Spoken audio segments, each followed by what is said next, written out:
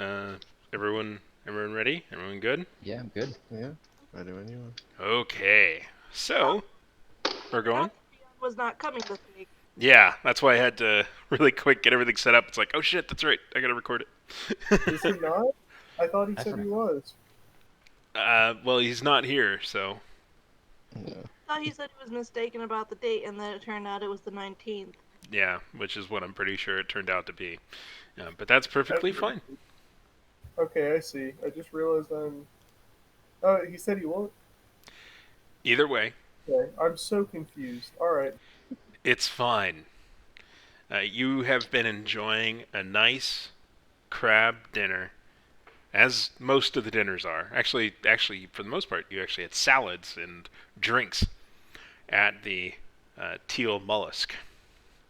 A little bit after sunset, time had gone on, but a two-party group of horsed figures or mounted figures on horses, one in a long but elegant cloak, the other in gleaming armor, had approached the campsite where Aladrin alone waited, and they had asked but one question: "Are you the Blue Tempest?"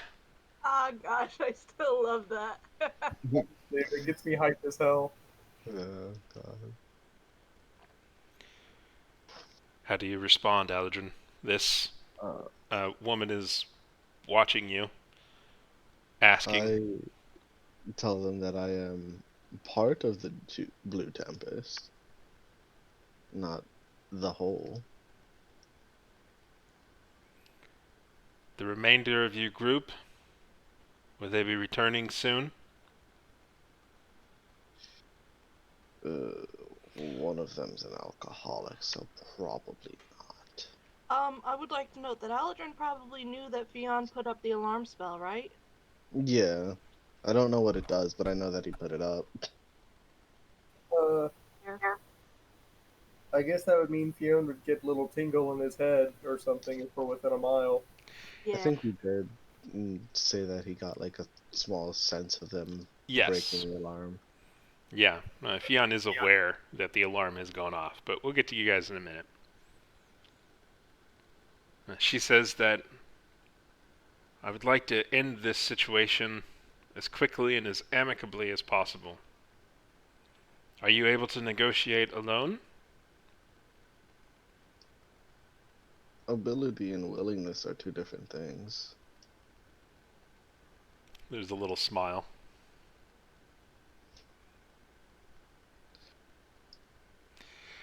Very well. They they I will casted await you at town. And they she casted a spell. They're most likely on their way back now. says, "Well, when they return, you would need come find me. You know who I am, yes?" No, you've kind of kept your hood up this entire time. I didn't get a good look at your face. She pulls her hood back. In the dark, you don't recognize her. She Still won't. no idea who you are. The armored figure says, "This is Amanda Zargo." Ah, I'm not from here. You'll pardon me if that means absolutely nothing to me. The two Uh, figures look at each other with like kind of narrow eyes. Like, is this guy serious? Okay.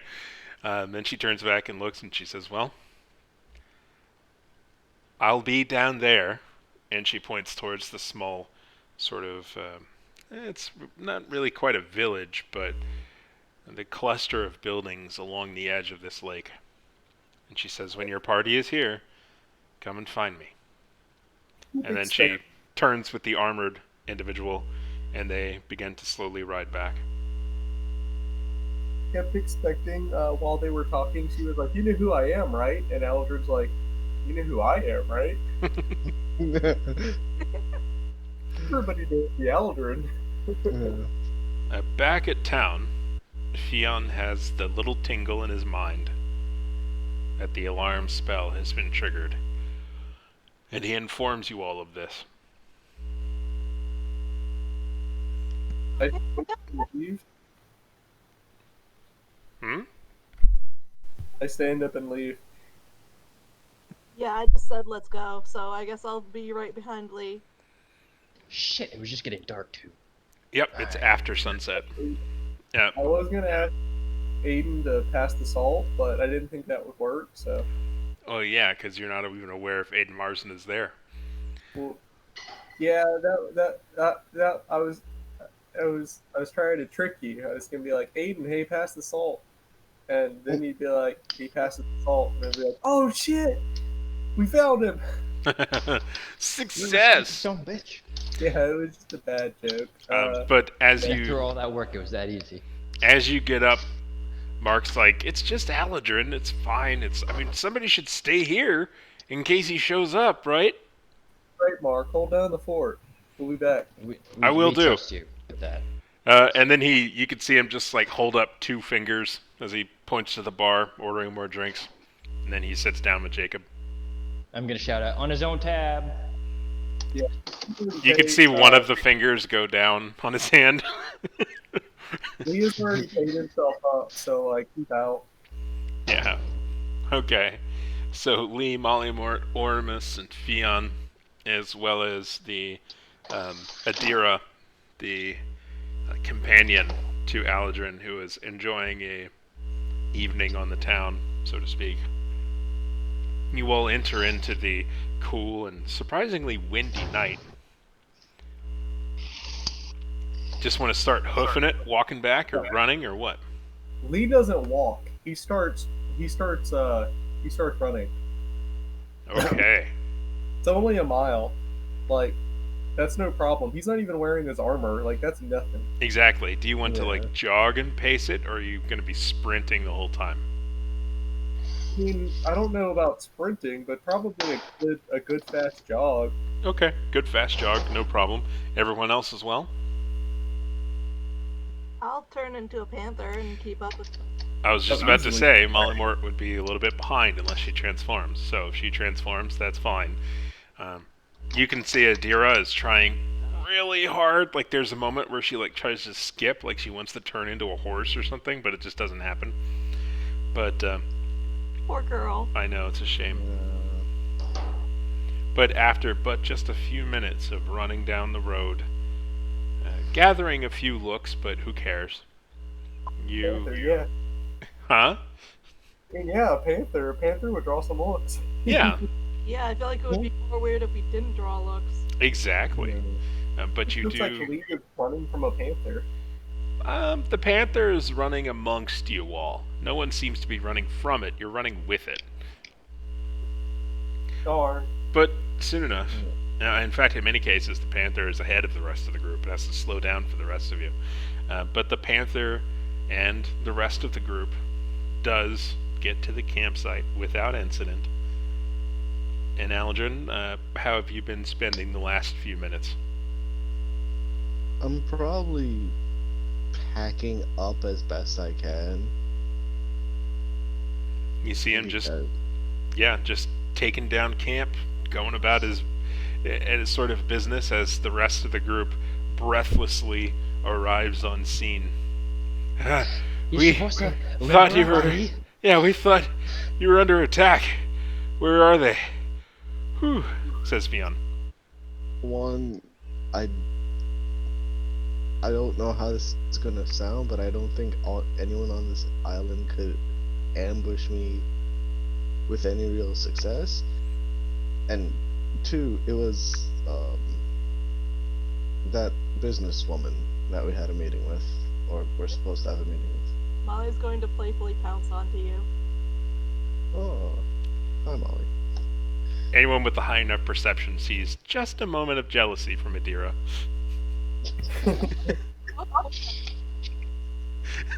Maybe that's a high enough perception, so. Anyway. What would you all like to do? What happened? Who came? What do we do?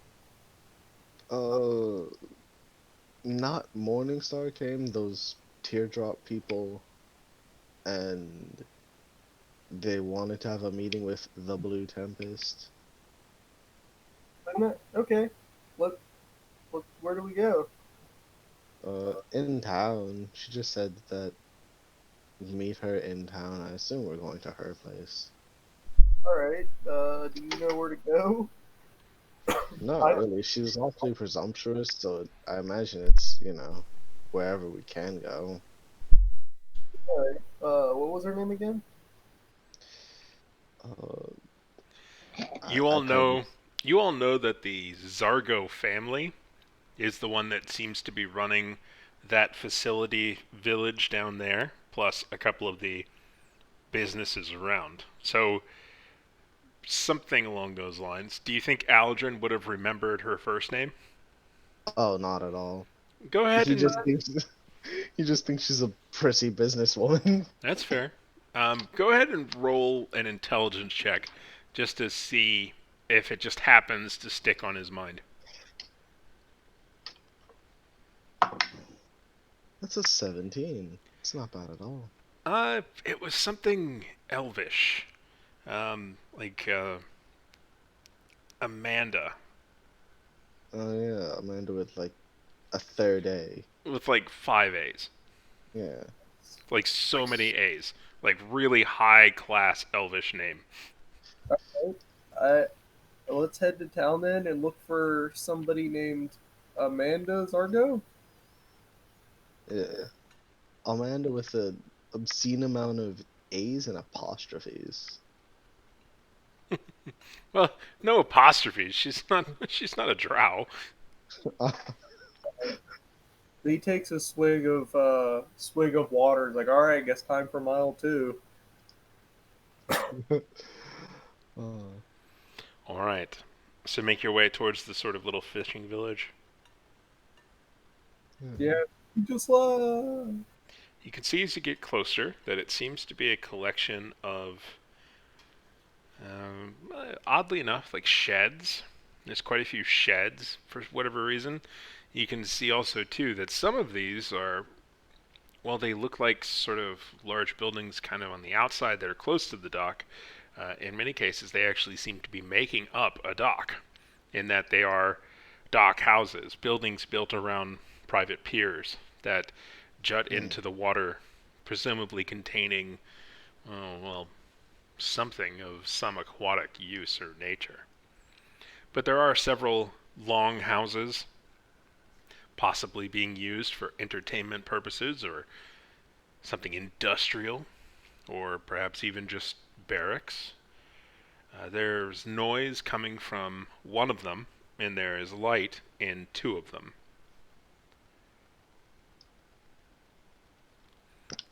The noise seems to be conversation, and in fact, the occasional plucks and sing and rings of some sort of music. Okay, this isn't something that Molly would know to look for, but since they came in on horseback, do any of these buildings have horses in front of them? Yes, Hmm. this is the nice. the building that is not playing music but has lights has horses in front of it. That would actually kind of make sense. It looks official. Hey, Aldrin, Hmm. you seem the type that'd be more likely to recognize a horse than a person.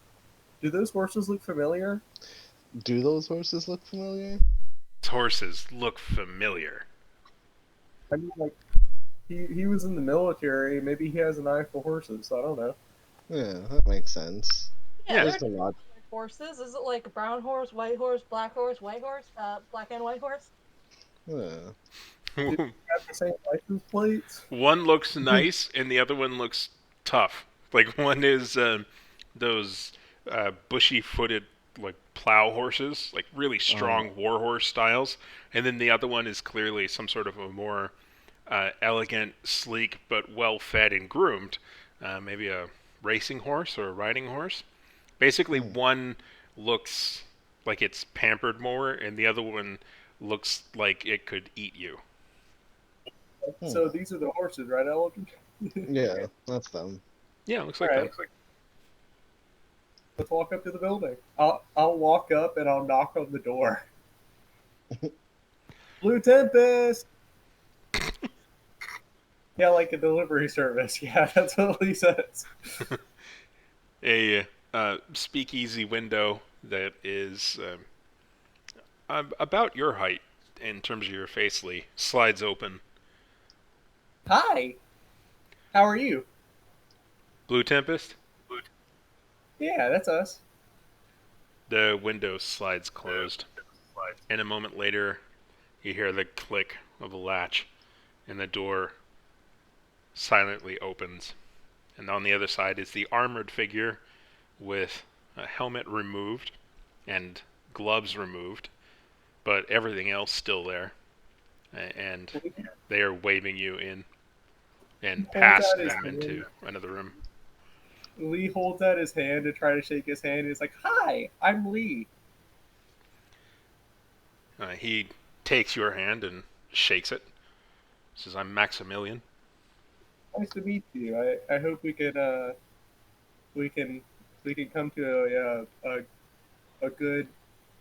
I swear to God, Lee would be able to say this more smoothly, but I'm just stumbling over my words today. A beneficial agreement, Arrangement.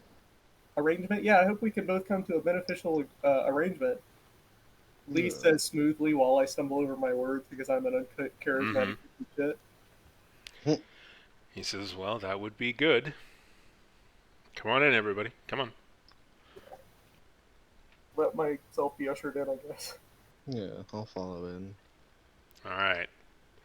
He certainly looks down at the panther curiously, but doesn't close the door. Your head. Yeah, One, Molly comes in. yeah. Once everyone is in, the door is closed, and you hear another click as the latch is closed behind it. It's almost, as you look at it, it's kind of a strong bar, and you Hmm. imagine that this would be a pretty tough door to kick down. Surprisingly sturdy. And you seem to have found yourself in a waiting room. And in fact, you may even have a little itch in that this waiting room, the layout of it, the last time you were in a room very similar to this, was a room outside of Ebon's underground chamber that included an automated turret that later tried to kill you all. That I called. Yeah, this Mhm. is a very similar room, which is essentially sparse of all details of comfort except for chairs, which they themselves are also sparse of all details of comfort. Can I check for turrets? Do you trick the traps? Yeah, go ahead and roll for, search for turrets, search for traps. Okay, I'm glad you did that because I was literally about to be like, Lee turns to Fiona and says, "Hey, would you mind checking for traps?" What would that roll be? Either a perception, probably. We can go with perception, or unless you got a better idea, maybe insight or investigation. Not insight, but Perception works. That's a 14. a 14. All right, Fionn will roll as well. He didn't do as well. Although, to be fair, for this bonus, maybe a 4 turns into a positive 26 or something. But, Uh, he has a +9, I know. To okay. perception. So he didn't do as well. I win. You rolled a Yes. 14, Mollymort? Correct. Don't Okay. worry, you always win. You recognize decorative carvings and reliefs on the walls and even in some parts of the ceilings that in some areas, like molding on walls, can be used to try and rich up the place to show, hey, look, I had people carve on the wall, therefore I'm more important than you are because I could pay someone to carve on the wall. But these have extra details in that you think these are arrow slits and murder holes that anyone that's locked in this room, there's nowhere to hide. If anyone had intention of doing harm to you, if the people that control this room had intention of doing harm to you, there's virtually nothing you could do to stop it. Well, that is if we were normal people, but like Aladrin and Yeah. he can smash through walls, and Ormus and Fiona can teleport through shit. Potentially, Yeah. yeah. Molly's fur bristles and she, like, eyes them and growls faintly. Lee will pet her on the head and be like, "Don't worry, don't worry. Uh, I'm sure nothing will happen. We should put our trust here." I mean, but other than that, you came in through a simple door on the middle of a short wall, and then it's just like a long, almost like a hallway, but it's wide enough for there to be chairs going down on either side. And on the other end is another door, and there's sort of a, not too low, but it's a high enough ceiling that no one has to crouch here, or no one has to stoop or anything like that. But as I said, all along the walls and in the ceiling, there are these little holes that would be enough to put a crossbow bolt through, and it's certainly, if anyone knows what they're looking at, it could be fairly intimidating. But anyway, you see that. Yeah, I feel like uh, we all feel a little. At least Lee would feel a little intimidated, but that does kind of make me want to open. Can I open my divine sense and see if I sense any fey fiends or undead? Absolutely.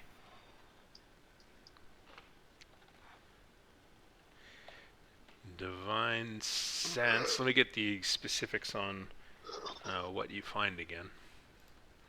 I always forget. Your divine sense can give you. Where is it? It's at the very top. It's a first level ability. Yeah, Hmm. yeah. I don't know. I just can't.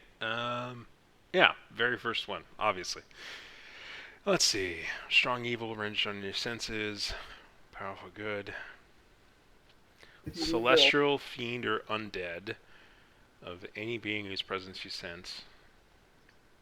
yeah. Um, it's not like good or evil. It's creatures. Yeah. Um, Celestial, uh, fiend, and undead within 60 feet that is not behind total cover. yeah. And you know the So, type of them. huh? And you know the type of them as well. Yeah. And if they're behind total cover, yeah, I wouldn't know. um, undead or meats and cheeses, cured meats and cheeses, celestials or bread, and fiends or spicy things. Hmm. And they would be. So you do detect a you do in fact get the sort of Cinnabon-esque smell of a blessed consecrated area nearby. A blessed consecrated area. Consecrated. Yeah, like Okay, it's okay, something is blessed nearby. okay. That actually makes Lee feel a lot more relaxed because when he smells the bread scent, it relaxes him because he's in a safe place. Mm-hmm. Generally, he believes. Hmm. Yep. But yeah, you can visibly see him relax after looking at the arrow holes after he does that. The Molly's still bristling. the I mean, mostly armored figure invites you all to take a seat. I was already sitting down. Yeah, but all of you. Okay. I'll continue to pet Molly's head to try to help her relax. Can I make an animal handling or something to see if I make you feel any better, or just to see what it won't decide anything, but just what you think, Molly. Sure. All right, I'll make it animal handling, and you decide what I do. I guess. See if you're So, petting I like feel like Lenny. you're enjoying that too much, Lee. does my 8 help you feel better? No. I'm Yeah. not right. That's the problem. Yeah, I imagine you're doing that thing where you're keeping your hand on my head and rubbing both ways, with and against the fur. Yeah, Oh my Lee god. is not good with that. The armored figure asks if Sorry. anyone needs a drink or any Yeah, I'm food. a little thirsty actually. Could I have some water? Water can be done. Would anyone Well, else like water? it perks up. Would you Just like a mango slice in that water? Oh wow, yeah, that sounds awesome. All right. Yeah, she actually perks up a lot at that and seems like less concerned. She's still very aware, but less concerned about the potential dying. All right. So That even interested me, and just trying to show it like, oh, nope, nope. mango water, mango water. All right. I'm gonna come back with like 6 mango waters. I'll be back. And the armored figure turns and heads out the room a bit. Yeah, I imagine Fion would have gone for that. You hear another loud click as the door on the other side presumably has the same sort of bolting mechanism. So the, if you Wait. point towards the door you came in, the lock seems to be on this side. So in a sense, you could potentially open that. It doesn't look like it's been key locked. It's just like deadbolt locked. So that's good. But almost certainly the other door is locked now. Hmm. But Should we have left somebody at the camp? No, it's out fine. there. But we're sort of expecting Aiden, aren't we? Is this not them? It's past Oh. down anyways. I think it's all connected, to be honest. Yeah, We're, this we contacted these people also to try to get, find a way to find him. Oh, okay. Because these are powerful people. Okay. Just making sure. Lee would not have thought of it, but if anybody else thought of it, we could leave somebody there. But I mean, we told Aiden to meet us at sundown, either at the Blue Oyster, Teal Oyster, or or we'd be at our camp. yeah, technically speaking, the alarm spell is still up in the air, I believe. What? It is. The alarm Yeah. spell is still up technically. Oh man, I can't imagine if it's still going off in his head. But yeah, if somebody else came, yeah.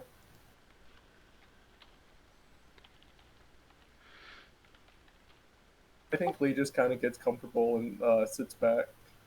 Yeah. Is Amanda still in the room with us, or did she not come out? Hmm? We saw Amanda. We didn't see Amanda. You haven't seen Amanda yet. Only Eldrin. Okay. Yeah. Fion's, you can see his legs bouncing a little bit. He's looking from murder hole to murder hole. Just takes a deep breath, trying to relax. Like, what is taking them so long? Molly will come up and rub up against his leg, trying to make him feel a little more calm. That helps quite a bit.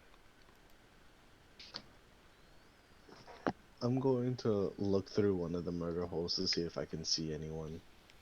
Okay. As you go up, you can see that this is clearly the exact shape of an arrow slit. I mean, this is perfect for shooting a crossbow through. But it does seem to be covered, as in there's probably a door on the other side that is opened with the intention of doing so. So it looks like it's just paneled wood. Knock on it.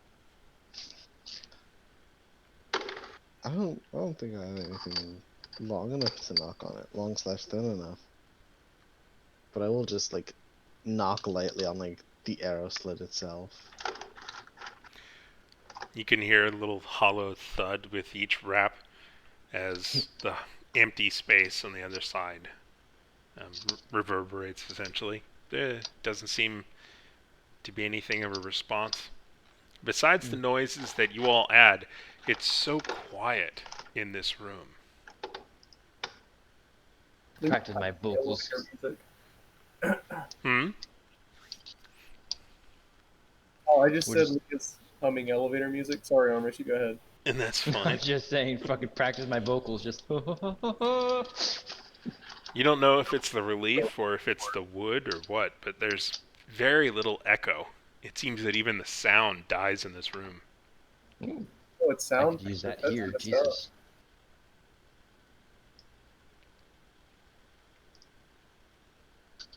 Just as Fion looks like he's about to lose his shit and the temper of what is taking so long, there's a loud click at the inside door once again, and out steps Max with a tray that includes a a variety of different sized glasses, 2 large pitchers of water, and 2 bowls.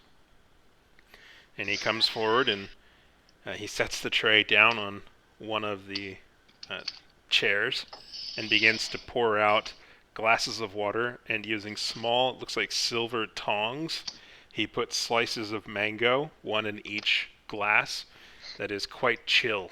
And he hands one to each of you, and then he pours out a bowl and adds 2 slices of mango to it and puts it in front of the panther. And he says, So- would anyone like extra mango? Yes. I mean, yes, please. He gives you, along the silver tongs, another slice of mango. And this isn't a thin slice. I mean, granted, they're fairly thin because, too much thickness and it just doesn't seep into everything at the waters. But it's a generous, it could be munched or used for infusing the water. This is a good slice of mango. Oh. I want mango. I Does love Lee mango. feel like he needs to tip? Pardon? Lee feel like he's supposed to tip here? Well, it's one of those things where in some situations you might, but he certainly doesn't seem to be pausing long enough to have a tip. Like normally if they want a tip, there'll be like a moment where they just there'll be a lull where they wait for you to fill the space with your generosity. But in this particular instance, he seems to be active the entire time, delivers everything, and then brings his hands together with a bit of a rattle because he's still in basically mostly full plate armor. And he says, it should only be another minute. Will there be anything else, or are you fine for now? And there's more water and mango here. You can help yourself. Can I Thank you. Thank you. Thank you. can I look him up and down and kind of just like, I don't know, make some sort of like maybe look at his armor or like make some sort of analysis of him, what kind of vibes I get? Because he seems like Absolutely. very similar to Lee in being like a fighter that wears heavy armor, a guard of some sort. Yeah. I want to Maybe, make an insight check too. yeah, just a general insight or perception. Get some indication. Well, I'm not good at this, but I kind of wanted to make an investigation because I feel that's probably the closest to what I'm trying to do. Yeah, sure. Okay. Just did an insight check and it was a dirty 20. I That's got a pretty 13 good. investigation. Okay. For whatever reason, he seems to be. What'd you get for your investigation, Lee? I got a 13, but I am mostly looking at like the armor, the man, Gotcha. trying to get a read on him, kind of. Gotcha. Mollymore, your impression that you get, he is careful of his words and movements. Nothing has been extraneous. He has been very precise with the mango, precise with this, precise with the water. Not a drop was spilled. He was helpful, polite in all of those respects. He seems comfortable enough in the armor that he can easily walk around and balance a tray full of empty glasses, and he's just moving around easily with the armor. So it's likely someone that is really used to wearing this sort of a thing. Okay. He's clean shaven, or perhaps of enough elf in his blood that he doesn't have that problem. Although not all elves are hairless, but overall he seems, again, from the precise movements, the precise way that he moved, and the fact that he seems to be perfectly comfortable in all this armor, probably someone that a person of many talents. And Lee, your impression of it, looking at it, this armor is perfectly functional armor. Okay. This does not look to be like metal that has been tested often. It looks to be pristine, well polished. You don't see maker marks. You don't see anything indicating a loyalty or any signia of rank or allegiance of anything. It seems to be plain, but certainly functional armor. Uh, The only other thing I was gonna ask is I feel like I got all the information I wanted, but I just was gonna ask. I do not have proficiency in investigation, but would this be a thing that relating to Lee's background, he would somehow be proficient in, I or would half as- proficient in, or something? I would think so, yes, because you do have that proficiency in things regarding information about guards and martial matters and things like that. This the very fact that this is a person in armor indicates at least something to do with it, it's at least martial adjacent. Well, I don't. I assume. I honestly, I got all the information I wanted, so I guess it doesn't really matter. But if it is proficient, you might have already factored that in. That to be a 17 instead, which is much better. 17 is better, but there's not a whole lot more to glean without a tremendously more, without rolling a lot higher. Basically, you're getting the full picture of it. Is that it seems to be plain but functional. There's no indication of insignia of rank. There's nothing that you can see that's like certain regions have a certain style of armor, and they there's different flares that are added. Like jousters need certain upward sort of swirls, or basically like they need extra protection on their shields and shoulders to be able to protect more. Swordsmen have more protection in the upper right shoulder to prevent being cleaved in the neck. Like there's, depending on the type of combat one has, the armor is usually changed. This does not seem to have any specialty to the armor. It seems to be, like I said, it seems to be rather generic, but functional. It does seem to be sturdy plate. It does not seem to be regional. This seems to be as close as one could describe it. It is like off the shelf armor. But Kind I of like get the the armor you impression, would buy your son for pretend, right? well, not. No, no, it's fully functional. It's fully Well, yeah, functional in yeah. a It's sense. just But like this is if and he you didn't get anywhere. this is the sort of armor that is this is sold. Like this is armor that a lot of times many warriors will have armor made specifically for them. Or Lee, your armor was made for the paladins of Bakata, and your breastplate being formed for Bakata and etc. So there's different flares where um, different national armories or cities will make the armor specific to their group. This is like generic. This is like odds are this person just sent measurements off to a blacksmith someplace, and armor was made to fit this person, and then that's it. There's nothing personal about this armor whatsoever. Hmm. Uh, okay. Uh, the impressions that I'm getting from this, I feel like, are, you know, he got bought armor, so it's not necessarily like he may have an allegiance, but he doesn't have an allegiance to like his group is not a military group. Is basically the impression I'm getting. More of a mercenary type, possibly. Very Um, likely. he's more of a general fighter, but he's adept because of how he's moving in it.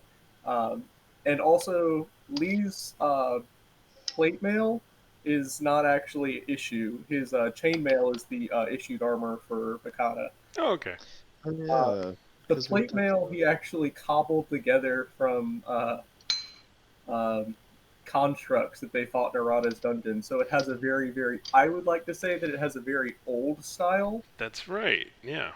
It has like a very like an ancient, but very like nice knight armor. Hmm. And correct me if I'm wrong, but didn't you have a breastplate specifically Yes, made? that was Lee's grandfather's. Yeah, It was Lee's old. grandfather's. Yeah. I knew that that one was like of a Bakata lineage, but I wasn't sure specifically where it had come from, whether it was from your father or your grandfather.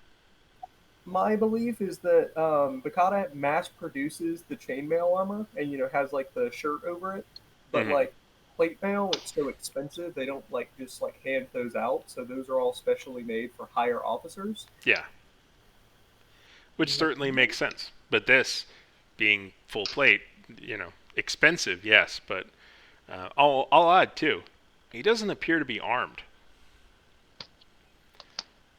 Armored, yes, but there's no sword. In fact, no scabbard.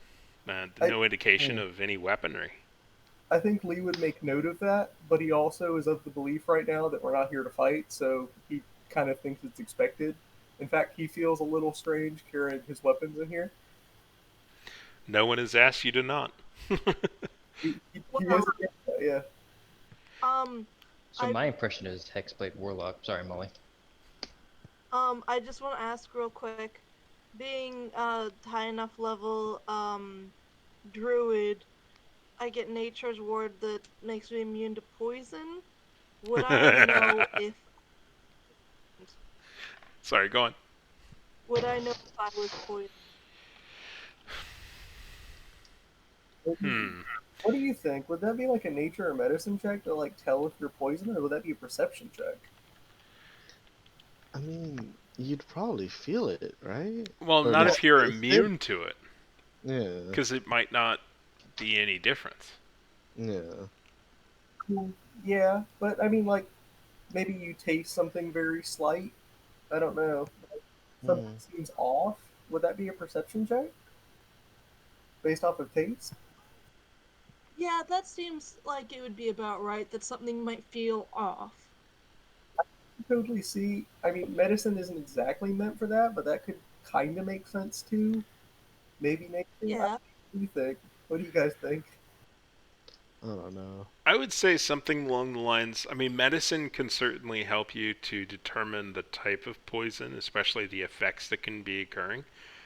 But in terms of telling whether or not the flavor of something of something is off, I mean, maybe a perception. But without, since you are immune to the effects, the primary way that one knows that they have been poisoned, is the effects. Hmm. I was thinking of it less that like I taste it and more so that like I feel my body kind of taking it in Like to and react to the poison. yeah, like I feel some reaction from the poison, but I don't get harm from it. Negating it. Yeah, Hmm. like there's the magic that like kind of swirls within you that's negating it. That could, I mean, like I buy into that. That actually reminds me of. Oh, are you referencing Straff from Mistborn? I was not, but yeah, that's a good, you know, reasoning. Hmm. He's a guy that can supernaturally enhance his perception, his senses, to be able to tell if he's poisoned. Hmm. I don't know if that applies here because she's magically immune to it, but Yeah, I mean that's the tricky part is, you know, in terms of the effects of it, because if it is something that is flavorless and that has no scent and changes no viscosity nor color, and it also has no effect on you whatsoever, I'm then thinking like maybe I feel my stomach churn a bit, but then it settles. hmm. Hmm. like you can sense the poisoning before the magic activates to negate it, maybe. Yeah, I cause mean, like it does kind of make sense in that respect, in that something your body is doing something to to. It's not like it's in a sense like it makes you immune, but only because of active mitigation. In a sense, like a firewall. Like you know, if you've gotten a computer virus and your firewall, everything is activated and your scan goes through, like you, whether or not you were actually affected, you still know that something tried to affect you. so Yeah. will I know if I'm poisoned then? Can or should I roll for it? I don't think that that would be a roll. I think it would just be. Okay. How about Wow. this one? To my knowledge, you have not been poisoned yet with this, right? So you might not recognize what is experienced when you are poisoned. This is untrue. I haven't ingested poison, but I have been dealt poison damage. But have you been Hmm. you've been It is dealt poison damage while you had this? yes. I think. Fair. Yeah, I think I Yeah. had this In that activate. case, you would almost certainly be able to recognize the same sort of feeling of your super nature activating and cleansing the poison Like right now, or I would if I was being poisoned. that you would if you were being poisoned. Okay, so I'm not being poisoned. I mean, I can roll for it if you want, but no, it appears that you are, unless you have some sort of a strange water slash mango allergy, you are not being poisoned. Okay. He's already drinking an entire glass and has refilled one for himself while all of this was going on. You Yeah, I'm can, already halfway through my glass. yeah, Why? you can certainly help yourself. Maximilian seemed to be clear in that, you can pour the water, and the water is fresh, wonderfully filtered, clean, and Slightly it already seems like it has a sort of, even without adding the mango, it already has a sort of kind of a natural almost tang to it. But with the mango, oh, it's pretty good. This is some pretty good water. Oh, I just remembered Lee's mango allergy. Oh No, no. But no. I feel much more comfortable knowing that they aren't being poisoned. Fion starts pacing back and forth in the hallway. It's been like 10 minutes since you guys were left the second time. Mhm. Lee will mention to him to try to calm him down. He says, "Don't worry, this is just kind of a bureaucratic play. They they need to make it clear that they're in the power here. So to make us wait is just kind of a play of theirs. It's not anything to worry about. It's just bureaucracy."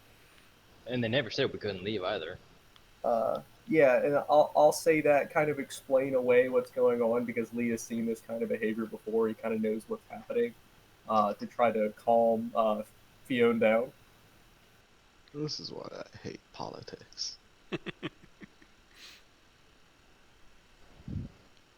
It's just rude, says Fion. Yeah, I know, but it's nothing to worry about. It's I'd say rude and it's just bad practice. take a deep breath and settle back, and if anything comes our way, we'll handle it. But I don't think I think being fresh and relaxed going into this will be to our benefit. Molly nods in agreement with Lee. 6 more minutes go by, and the door unlocks, and Max on the other side says, "Oh, I'm really sorry that took so long. But Can I like take a peek behind the door just to get like a glimpse? well, you can see more than that." He Okay. opens it, and he's like, "You guys can come in now. All right. You I go could ahead have. and I you meant can to go ahead and leave. ask that before, but I forgot. That's fine. You can go ahead and leave the glasses and everything there. We'll take care of that later." Molly So down the rest of the mangoes before we go in. All right. You a gnome yet, or are you still a panther? Still Panther. Okay, just making sure. Yeah, it lasts a while. 5 hours, right? Something like that, yeah. It's half my druid level. I think I forget if it's rounded up or down, but yeah, we're level 10, so it's fine. You're an even level, so. No. I probably would try to bring my friggin' drinking mango in. You know what? Still I chomping think on. Lee would do that too. He just wants to be comfortable, so he brings his cup with him. That's certainly fine. And you can see that this hallway, this murder room, seems to have been most of the width of this long building. Because you came in at a door that's sort of along the side, the long side of it. And this hallway seems to go roughly the full extent of it. The other side of it is a narrow hallway. You suspect that it's just you're facing the outer wall. That this narrow hallway is probably here is just an exit. And he leads you out of the room, closes the door, and then there's the loud clunk as the latch is done again. And you can see that the same sort of familiar bolting mechanism. Again, this likely would have been from the dense, or rather from the thick timbers and the various reinforcing bolts. It was probably going to be a pain to kick down if you had to. And then he leads you towards the left. Down, you can see another doorway on the left side, which likely leads to access to the various arrow slits and murder holes. And then he leads you past that towards a left turn down a narrow hallway that goes seemingly the whole width of the room again, and then you round a corner and it's another hallway. Like you just did a 180-degree turn. Like this is a maze. This is. I'm sorry. Could you repeat, Lee? I said I know they're trying. Lee gets the sense that yeah, this is a maze. This is what they do in like castles to keep people from being able to escape and or invade quickly. So he's gonna lean down and mention to Panther Molly, "Hey, keep track of where we're going because she's got keen mind and can and map it in her head theoretically." She does that, Hmm. absolutely. She was already thinking of that. Yeah. It seems fairly simple. It seems to. Basically, a lot of it seems to be about what would normally take maybe a few steps. It's more than quadrupled or even quadrupled or more the amount of time and distance you would have to go to get a short distance in the building. But Some form of protection, I assume. it's some level of protection for whatever reason. Hmm. But We have soon, any vibe of why? Probably not. I, you don't know. Might be paranoia. Might be some sort of a value. It's especially strange because the building is like made of timber. Like they could just Oh, burn it down. Like you don't. It's a that's bit true. It's strange. not a fortress. This is weird. They're using fortress techniques in a small wooden building. This is very odd. Yeah, like this is on the outside. It looked akin to like a long, almost like the Viking log, like long homes, like a long house. It's just this long building, like a, Hmm. a little bit more than like maybe a luxurious but large cabin. But you didn't expect multiple, like you said, fortress techniques being used. But Hmm. at the end of this small kind of winding, corridoring, snake-like movement maze, you find yourself at another door, and this one has a sort of a sheen to it. Ooh. And in the dim light, you can't Like quite magical? tell. I'm sorry, could you repeat? Or just asking, like magical? No, it doesn't seem to be magical, or not necessarily. The door Okay. seems to be gilded in gold. Hmm. Okay. Lee's getting a very clear picture, or what he thinks is a very clear picture of what's going on here. Well, I Opulence. hope you know, because I have no idea. But the golden door is opened, and inside is a tile floor. Everything else had been wood up until now, but this is stone tile of contrasting colors. It's surprisingly well lit beyond. You can Hmm. see that there's a fireplace going, but the fire is green.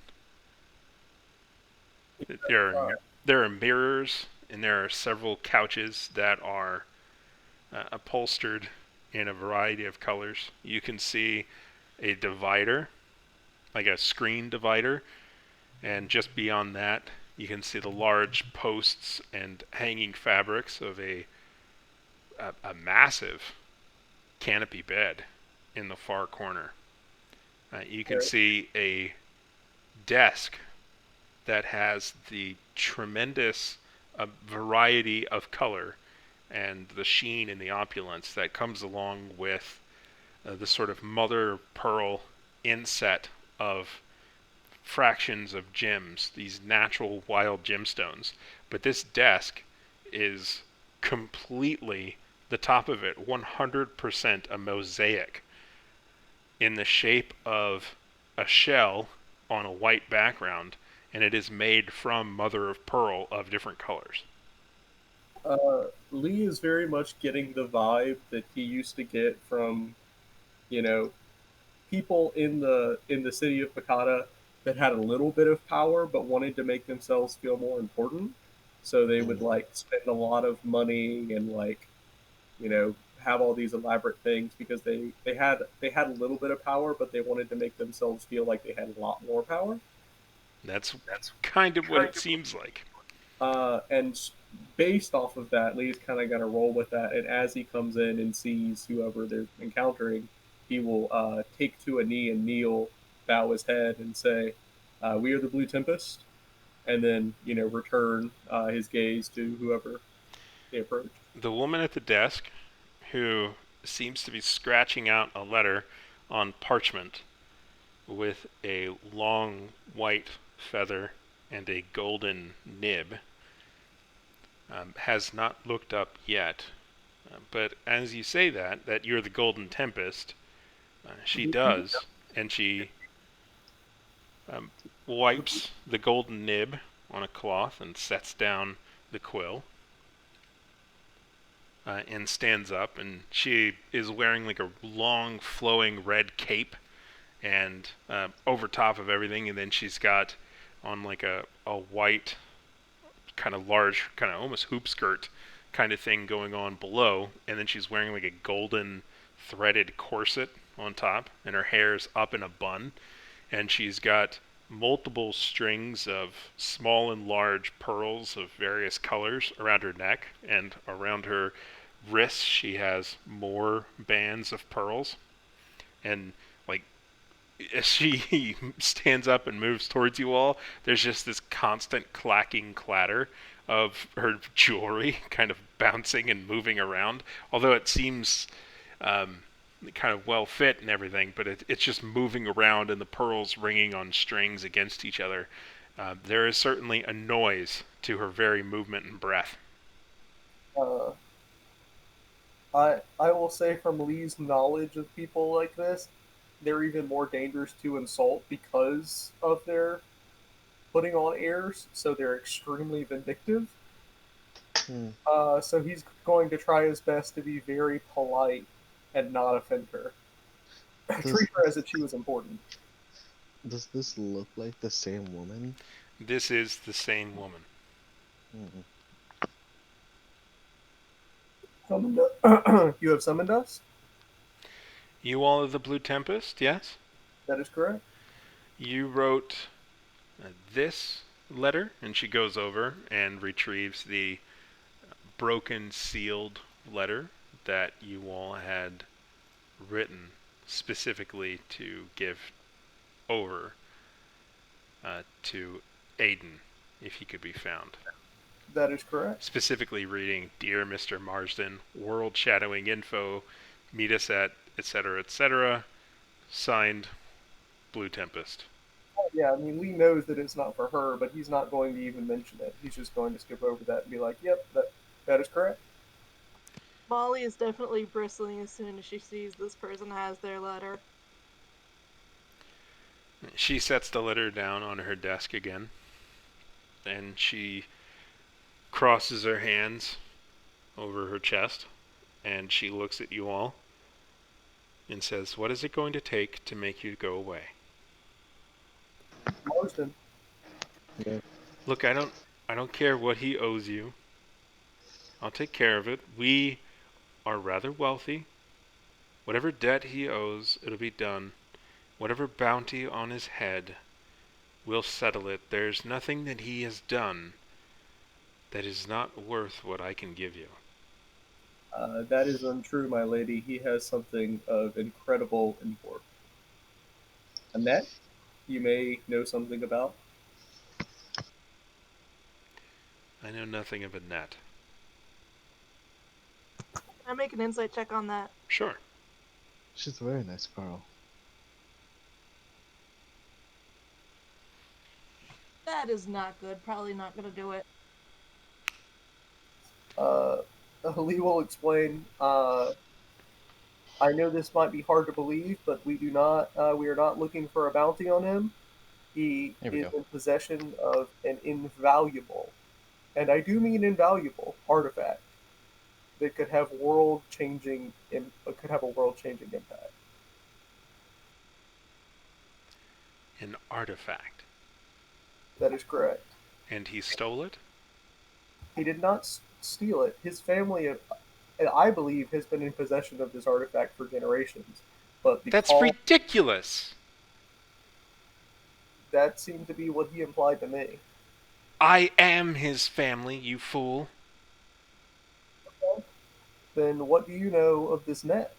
Where did he find this net? Nothing. I don't know where he. I know Not in nothing of it. He's not Look, in trouble, but he is in possession of this powerful, powerful artifact. If you don't believe us, we actually have another of the artifacts and we can demonstrate its power to show you that these do in fact exist. Eldred, Hmm.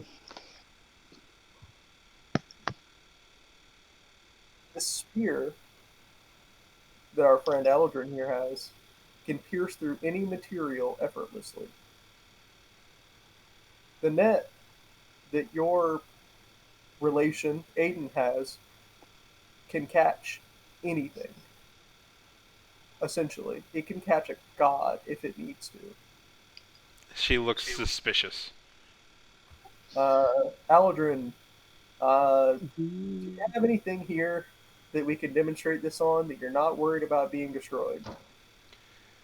She goes over to a small latched box, opens it, and withdraws a large, pristine, perfect pearl that is worth at least 100 gold pieces, and tosses it to Aladrin carelessly. All right, Aldrin, pierce it. Uh, I'll just one hand on the pearl, the other hand on the spear, and just slowly run it through. Make sure you look her in the eyes when you do it. Yeah, What trick at is the this? Let me see that. And she comes forward and puts her hand out, presumably for the pearl. I just slide the pearl off and hand it back to her. And it has the perfect hole. And also, too, the pearl, as you were doing it, Aldrin, you could feel the pearl was quite warm. It apparently burned through a lot of it to get through it. But Hmm. she holds it and she almost winces from the heat of it and sees this perfect hole through it. And she drops the pearl and it cracks on the tile floor below. you must understand, my lady, that he is in possession of something that is much larger than any of us.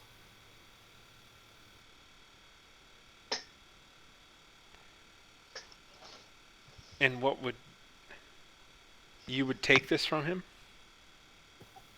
We simply need it to protect. Well, this is going to sound dramatic, but the world. I don't know if you're aware of Morningstar, the Morningstar Corporation.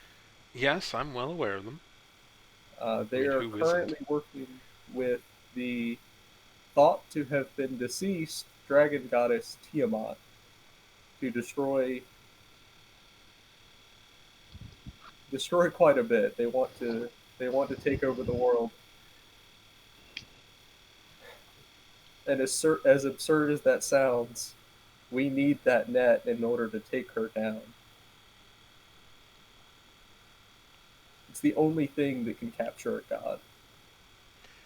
How did you even find out that he had it? Lots of research. Uh, you know, Magic. Great Claw and Tyrannia, or you know about Tyrannia? I've heard of it.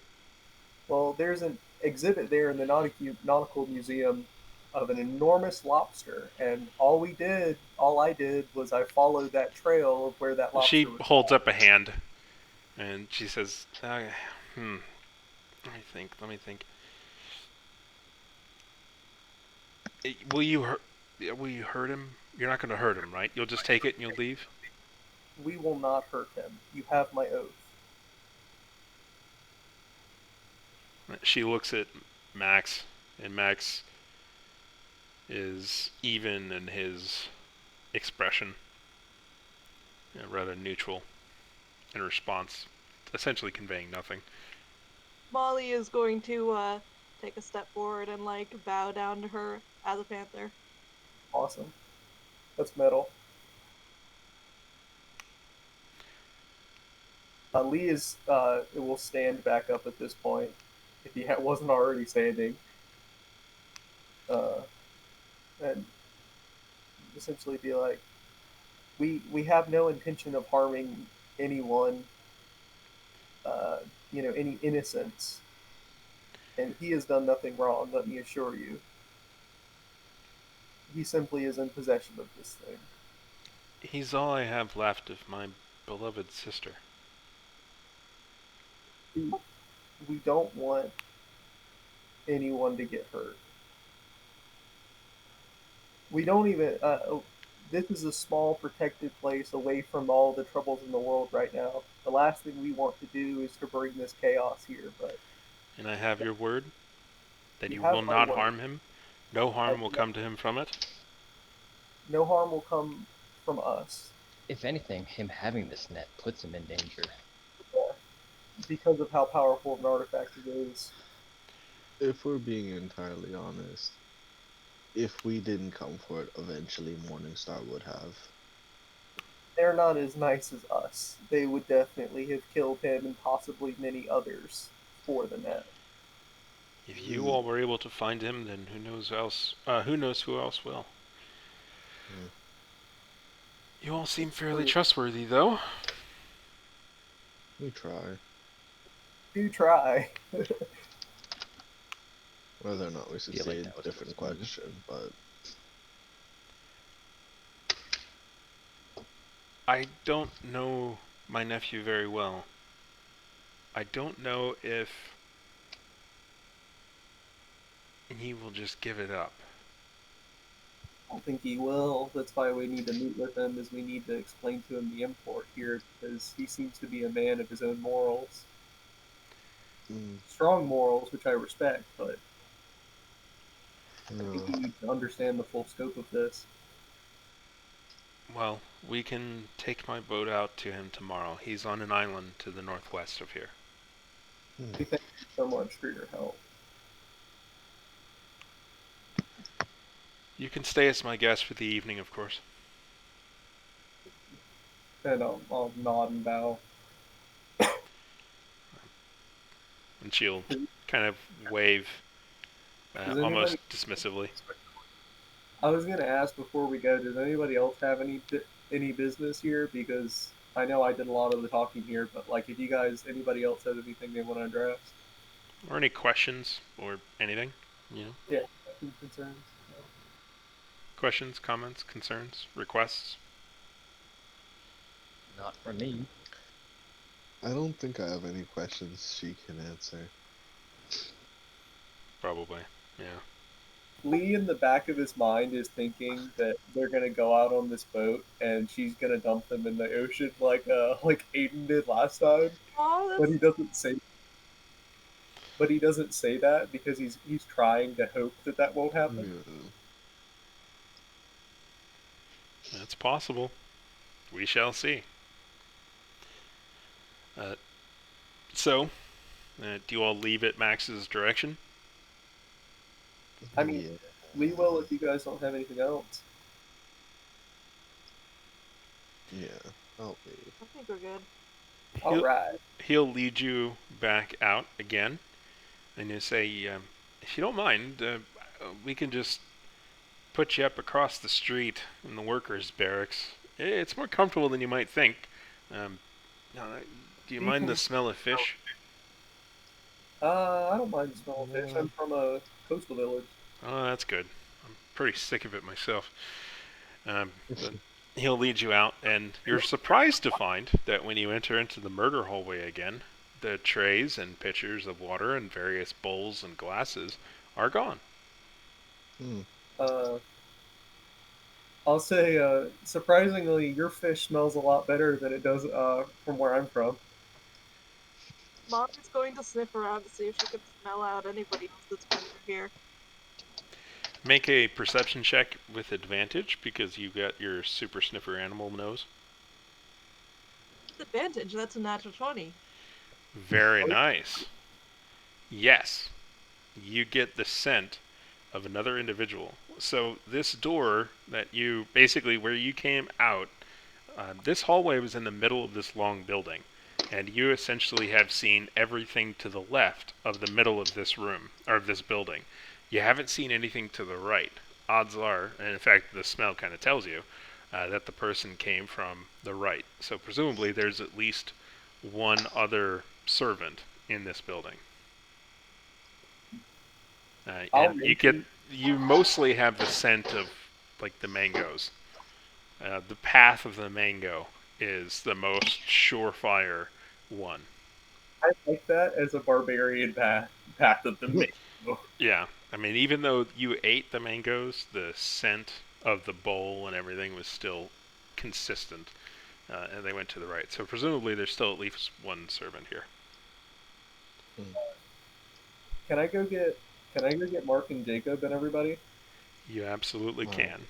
I think Mark and Jacob are still at the Blue Mollusk, right? Yes, they are. Well, one can hope, at least. You never Yeah, know when you get back there; it might be very different. they might have been Already kicked packed out. up camp, or do we need to do that? I know Aldrin said he packed up. Aladrin said that he was packing up. It's up to you guys. I would assume that the camp probably doesn't have a tremendous amount to pack up. Yeah. But yeah, you can certainly take care of the rest of that. And Max will take you, whomever is not splitting off, across. And it seems to be that this is akin to. Well, it's essentially like a kind of a. Has anyone ever seen the movie The Great Escape? Hold I on. believe so. I gotta go deal with something real quick. Okay. Well, anyway, it's Sounds essentially there's kind of a common room in the front, and then it's like a barracks. So there's like a common room in the front, where before you went in when you went to see Amanda, you went in through the side of this long building. Now you're going in through the front of one of these long buildings, and going into it, there's sort of a common room in the front that includes decent stove, and there's few folk there, including one that is they're actually playing a pan like a flute or like a pan flute, like the multiple flutes on one thing. Is that called pan flute? I Yeah. believe so. Yeah.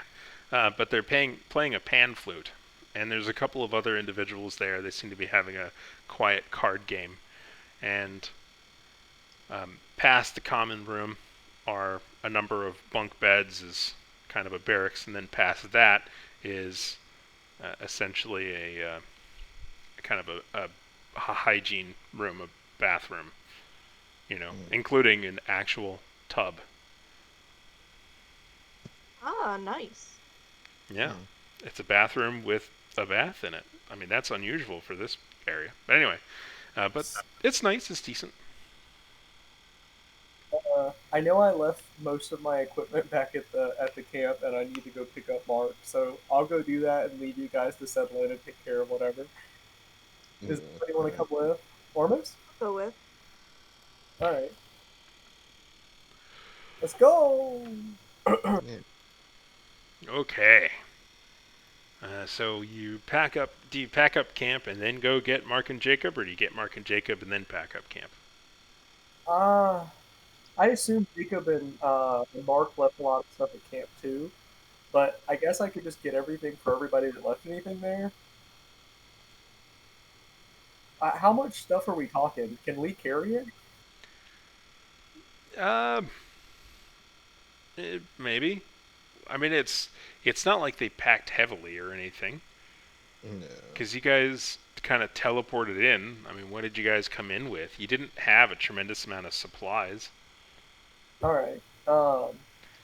Yeah, Basically, like bags. Like there's a couple of bags. carry bags. I mean, it'll be tough to carry it like a whole mile, but he's pretty strong. He needs the training. Yeah. The most difficult and the heaviest part of it is all Lee's stuff anyway. That's true. And I just carry the shadow saddlebag over my shoulder. Yeah. No big. Has some muscle as a panther. She can get a little bit. Hell yeah! Yeah, you can do that. And then we'll stop by the Blue Mollusk on the way back. If that's possible. I don't know if that's how that works. Yeah. Well, I mean, it's not really on the way back because the camp you're going to is kind of right outside of because the area that you have gone to is Gilry Beach. So that's like this. That's what they call this little area of buildings, and it's on the Jolene Lake. The lake is sort of the center of Elatos. So, anyway, basically, you leave camp, and then you can walk down the road about a mile or so to get to Tanya, and then pick up Mark and Jacob, and then walk back. I'm gonna hand them some of the bags and stuff when we get to them. Um, Like, we're going to stay over there. when you get to them, Jacob is sitting outside on the street with his back leaning against the teal mollusk, puffing at a pipe. And you can see Mark is like face down in the road, just making these kind of Lee, noises. Lee is going to walk up to him and cast one lay on hands, 5 HP, and instead of healing his HP, he's going to cure him of poisoning, and basically kind of pick him up and set him on his feet. I assume that takes a check. As you do that, immediately getting rid of his buzz, and you start to pick up. He's like, "Why did you do that? I want to feel the pain." Mark, I know, and I'll pat him on the He didn't head. show up. Bag. He takes the bag. He didn't show up. Oh, better yet, actually, you try to put the bag on his shoulder and it just falls right off. It's okay. Apparently, the letter never went to him, so we're gonna go stay in an inn, and tomorrow his aunt is going to take us out to him. In the inn? We're going to an inn? Yeah, we're going to an inn, Mark. They have drinks? Probably. Okay. Alright, I feel better now. He wipes the sort of mud laced with tears off of his face and picks up the bag and puts it on. And Jacob will mention, "Good you guys showed up. I don't know what he was going to be doing if he took much longer." Sorry, I know that took us a while. They made us wait a while, and we didn't really have a way to come back and talk to you guys. But Mark is pretty slow going along the way. Jacob has to constantly be like, "Come on, Mark. Come on. Come on." Molly's gonna give him some little nudges along too. I don't think Lee minds that much that we're going a little bit slower now. Um, but I do think Lee will say, "Hey, Mark, maybe instead of drinking this time, we just talk. 'Cause I think maybe you need to drink so much because you talk about something. What do you think?" Mark says, "I'll talk if you promise that I'll get a drink afterwards." A drink. How big of a drink? Uh, you know what? You can drink if you really need to. This seems like you probably need to go to therapy, but probably can't deal with this right now. Okay, thank you. He seems to walk a little bit better there. But after way too much time, you finally get back to the lake. Did the rest of you go into the sort of longhouse? Yeah. Do you make any conversation, or you just keep to yourself? Do you just go to bed, or what do you want to We'll do? make we'll make a little bit of conversation with the soldiers. They don't seem to Or be the guard. soldiers. Just workers. Uh, basically, yeah, it seems like it. You see the gnomish woman and the dwarf woman that were on the road before with you, and you see another individual that you don't recognize playing the pan flute, and then someone else is playing cards with those other two. And they just, they're not necessarily soldiers, but they seem to be employed by some measure. And They are 4 people in a barracks that could easily hold maybe 30. Hmm. Maybe even more. Like if they really kind of pushed them in here, like this is not in any way to capacity. Yeah. But they'll invite you into the game if you want. Yeah. I'll sit down and play cards with them. Okay. Do you want to gamble, or they don't seem to be gambling? No, I won't gamble. All They're not right. gambling. I won't gamble. They explain the game. The game is it's like akin to blackjack, but you're trying to get to 23, and Mm. face cards are worth different amounts. Okay. And they just kind of walk you through that process. It's a kind of a strange game, but they seem to be enjoying it. You think that Mm. like there are different pauses and rounds. You think this game is really made for gambling, but they're not gambling. Mm. Alright. Anyway, after a little bit of time, if no one else is going to do anything in the barracks, Are you there? Oh, I'm good. I passed out already. gotcha, perfectly Oh, fine. Everyone else, you sleep. hmm? I just realized Ormus doesn't sleep. Nope, but he's apparently passed out. He's Mm. acting it. Yeah, I'm not even going to make you roll the deception. Pretty high already. So the rest of you can arrive, and this group seems to be just kind of whiling their time. There's no particular tone or tune coming out of the pan flute, but it's sort of long and wispy. Uh, it's kind of a constant play, um, in a sense, like they're playing the music of the wind almost, in a sense, where it's just this ebb and flow and back and forth, this never ending kind of chaos to it. That's weird. I'll go and request they play Zelda music. No, I'm just kidding. What type of music?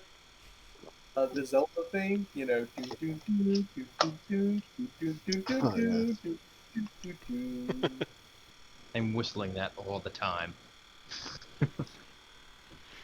They begin to play a different tune that you don't recognize, but they do sort of. It kind of has an up and down, triumphant failure kind of rhythm to it. Likely it is something with a story, but they seem to be content just playing it themselves, and everyone else just seems to tune it out. So, to long rest, or is there anything else anyone else would like to manage? Mm, yeah. I'll take a long rest. Actually, am I there yet? Yes. Mark, I will add, is very disappointed to find that this is not really an inn, that there are apparently no drinks to be had, but he doesn't make a scene, oddly enough. He did not mean to lie. We just misunderstood. We will apologize to Mark. Sorry, Mark. I guess I misunderstood what we were doing. I kind of left as soon as they said they were going to set us up across the street. Can I gather what these other people, what their relation is to Maximilian and Amanda? Sure. Now, Maximilian left you all here, and he left. Like, he pieced. Um, Mm. but it's a pretty safe bet, judging from the fact that at least 2 of these folk are employed by the woman across the street, that likely the rest of them are also employed here. Okay, you said it's the 2 people that were on the carriage. The person playing the pan flute. Was there anybody else? Yes, there's another person that was playing cards with the 2 that were on the carriage.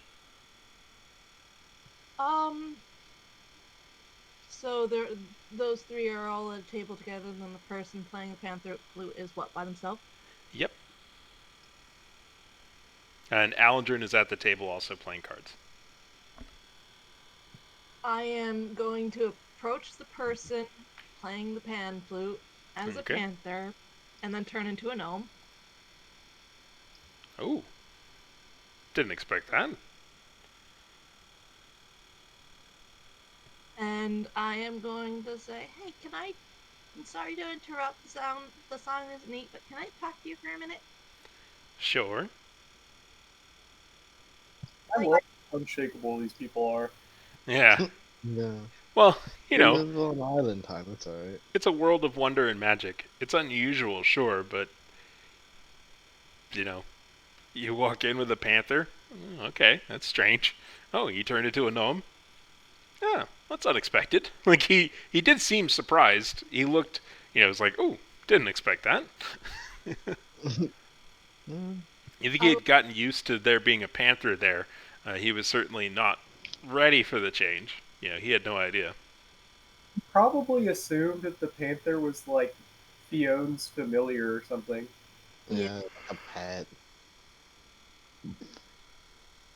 I'm gonna ask him. Can you tell me a bit about the history of this place? I mean, the place next door too, but like they seem to have like some joint history.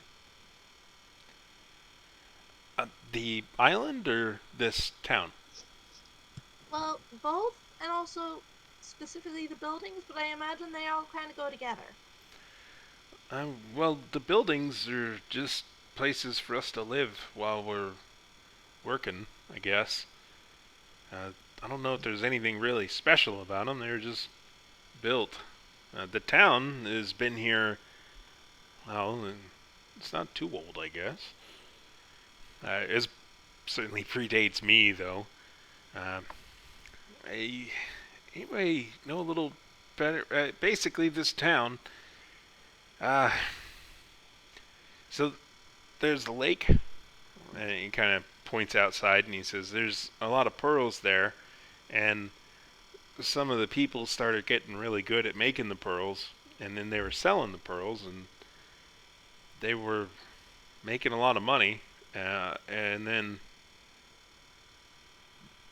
one of the uh, it was a guy by the name of Adam Zargo, the great grandfather of you, have you met Amanda? Yeah, we were just with her. Yeah, her great grandfather. He threw whatever, pretty much got everything around here, and kind of got kind of control of it, and I mean it's just been kind of doing that ever since. I mean we're just really we just handle the back and forth of a lot of it, and some of the sort, and we sort it out. The A lot of the people that get the pearls, they got their own homes kind of around the lake, and they're a little better than this, but we mostly just handle the going back and forth and the some of the sorting. All right. I just find it odd that this place looks like it's built for military reasons. This place and the place next door where Amanda is was. Well, they're very practical people, I guess. The Zargos, they're they certainly like nice things, but they I don't. saw that outfit she was in. Yeah, yeah, she dresses in all kinds of ways. She's Um, hmm. extra. Yeah. Hella extra. In fact, Lee, would you like to make a religion check? Yes.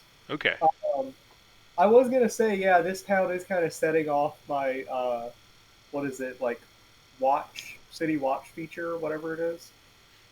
But yeah, religion. I think I only have a +1 to that. Let me check. I have a +5, so an 18. Thinking about it, it might kind of ding into your mind that there was a lot of religious symbolism back there. Maybe Well, thinking about it a little bit. Well, it was consecrated ground, so that does make sense. What religion? Yeah. Yeah. She was, in fact, dressed as a way that the goddess Joaquin is often presented, down to her golden colored hair being up in a bun and everything. Like she, with the golden door, with all of these other things that, thinking about it a little bit more, while the desk certainly wasn't, so many of the other aspects of it did seem to be, um, there were reliefs. Uh, it there was a lot of religious symbolism that seemed to be like worship to the goddess of Joaquin, Who which is that?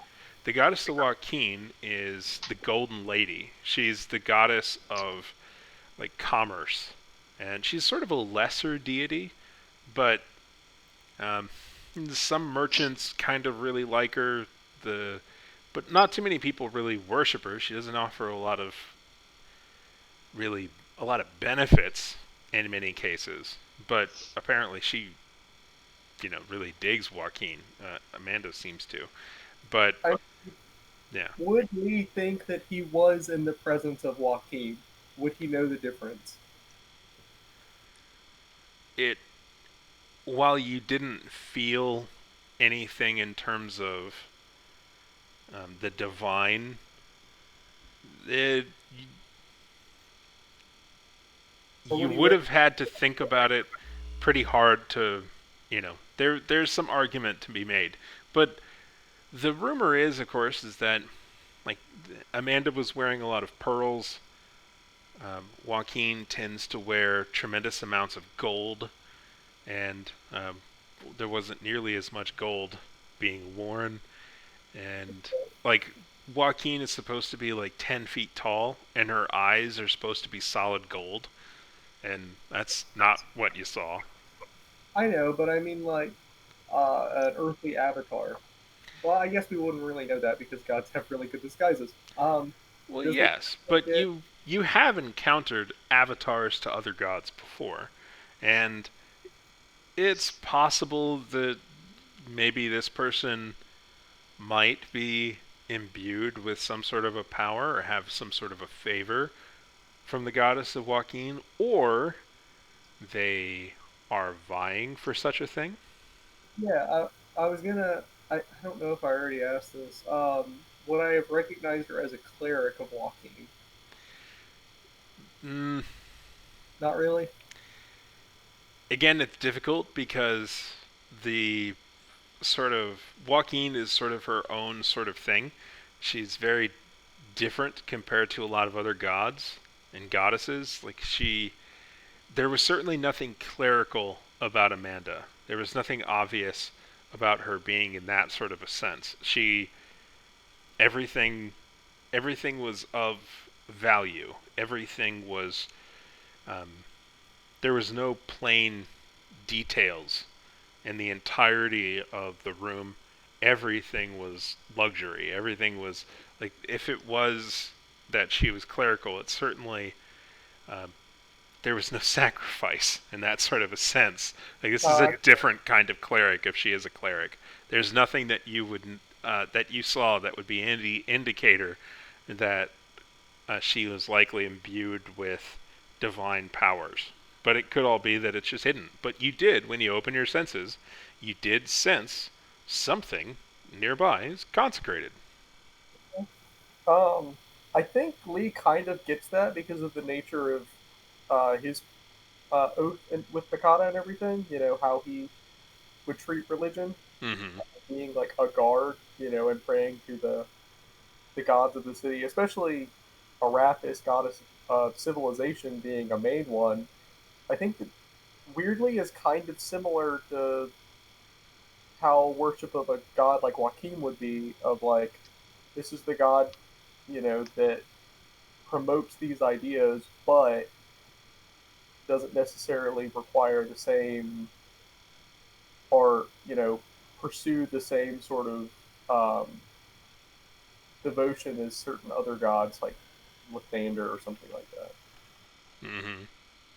Am I making any sense? You can stop me if I'm not.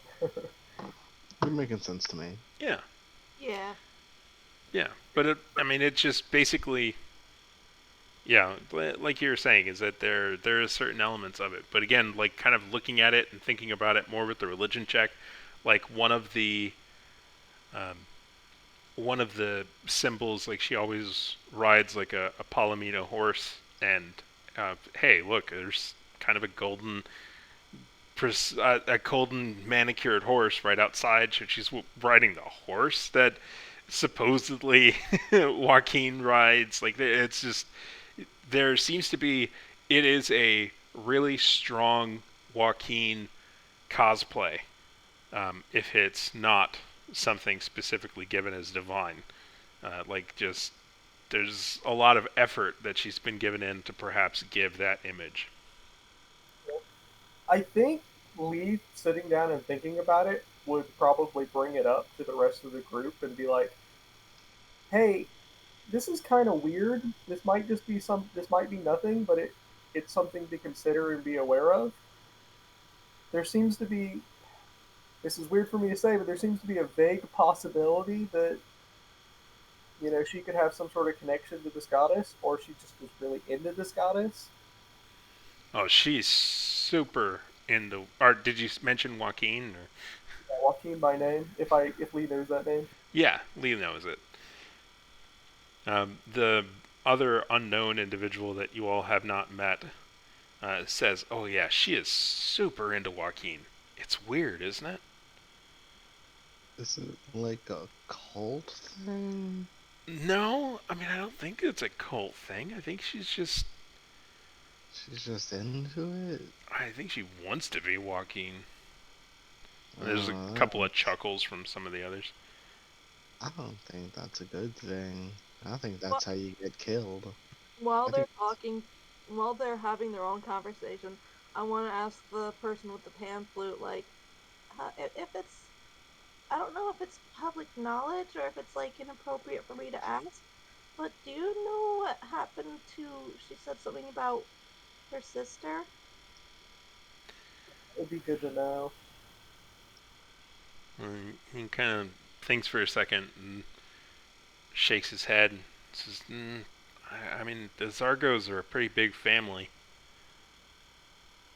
I don't know anything about her sister or her All right. sisters. It was her sister that she remembered, right? That Aiden is her sister's son. That's what one could interpret. She mentioned that Aiden was her nephew, and she said that he's all that remains of her beloved sister. Okay, yeah. So Molly will say she kind of implied that her sister was, well, she wasn't clear about dead or gone, but something happened to her. They kind of shake their head and say, I don't know. It's like, well, there was that thing where her sister's son's daughter had the thing with the guy in the oh yeah, but yeah, Uh, I don't know about that. Can you explain? there's some giggling a little bit, and um, the Small blush, just assuming it's something like inappropriate. the gnome essentially adds that a bee from another county um, pollinated her flower. Oh my. Anyway, it's What do like, you yeah, what do that's just been they had to put her to another island to avoid some embarrassment, but nobody cares. Everybody knows.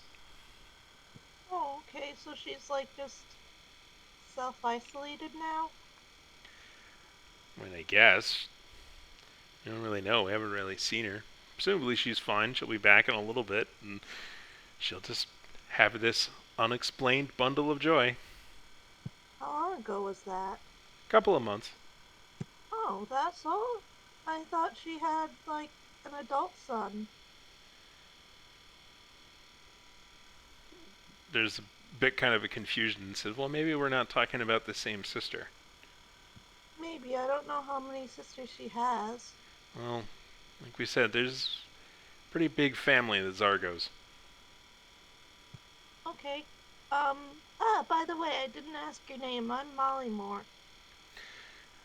Are you asking all of them, or anyone in particular, or the gnome, or The guy who did the pan flute, because I started talking to him. understood? The guy with the pan flute says that his name is, I believe it was Karen, Corin. Hang on, Or I've got it. Uh, Carol, Carol. So it's Carol, Karol. okay, I'm Molly Moore. I'm part of the Blue Tempest, and I gesture to the guys. Wave. I'm probably sitting somewhere nearby. They all wave. The fellow at the playing cards that you haven't met yet says, "I'm Gil," and the two that you have met, Gloria says the dwarf guard, and the gnome says, "I'm Abina." And Either the gnome and the dwarf are the ones that we met the other day. correct, Abina and Gloria. I hope somebody writes those down because I can't at the moment, and I'm not going to remember. That's fine. I've got them written down. I'll So, do a wave as well. I can barely remember real people's names. yeah, and I'm really weird with my names on this, so too many names as it is. Are there any other further questions, or do people just want to kind of settle down and have themselves a long rest? Yeah, I think so. I'm kind of looking at my spells right now. I think I want to be ready for tomorrow. So Okay. Any business to manage? Anything changing Not out that I can think of. spells or doing anything? Any preparations before the day really begins? Presumably you'll be heading out to an island northwest to meet Aiden in the morning. I'm I wish I working could on my change my spells right spells. Yeah, Molly likes Bastard. looking at her spells. I don't know. I can't Uh, do that. I think I'm good. Okay. Hmm. You all get long and um, quite comfortable rests, sleeping in beds, which is unusual, at Yeah. least lately. But you're able to get good long rests.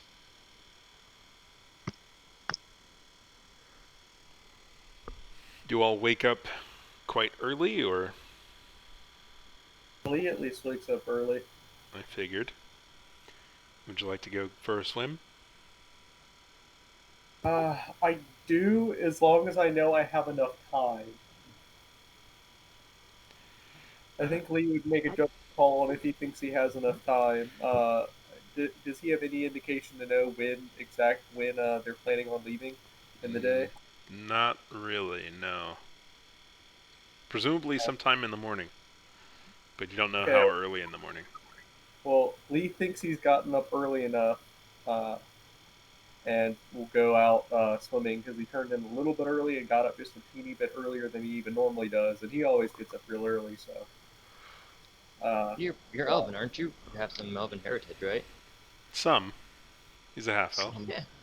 Yeah, Yeah. you only need to meditate, like, or No, no, he it's sleeps. half elf. yeah, half of Gotcha. his sleep. So I have to sleep for, you know, but then I'll go out and I'll swim. Okay. Go ahead and make an athletics check. All right. By the way, I did roll athletic checks last week for Yeah, I forgot to ask you what your number was. um, how many days was it exactly? It was 1 day or was it 3 days? For the swim that you did last time? Yeah, it was only 1 day. I was thinking it was going to be 3 days for some reason, Well, but I you know. guys said that you would wait for 3 days, but it was the very first night that she showed Okay. up.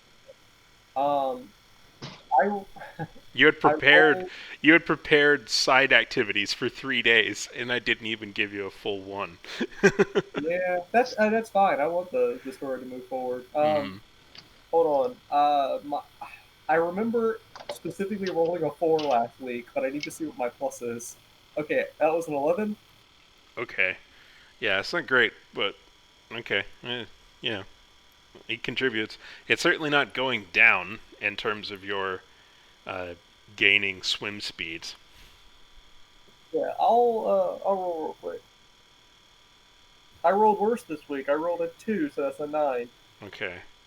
Yeah, you're so darn strong that it can't really get worse unless you roll a 1, basically. But you're not. You don't feel like you're getting any closer in terms of you're almost. You feel like you're kind of plateauing in this activity. I feel like if I rolled a 1, I would just like have a cramp and somebody'd have to save me. Go on. Basically, yeah. But that's fine because I've got my Capricorn goat with me. Yeah, Uh, exactly. You get your lifeguard there, the but biggest, yeah. I'll go swimming, but the biggest thing is I want to go tell the goat that we're headed out, and I want the goat to come follow the boat. So with that, in terms of going to swim, did you want to swim in the lake that you're right at, or did you want to go back to town to get your Capricorn? I'm going back to town. Yeah, Okay, so that's the walking a mile, then swimming, probably why I did so bad. 'Cause I'm trying to rush. probably, yeah, not really getting in a good full workout. But yeah, you can get your Capricorn for it. Now, for that, like, do you want to tell them to just kind of go north and hope to find you, or Um, do we know what port they're going to be leaving from?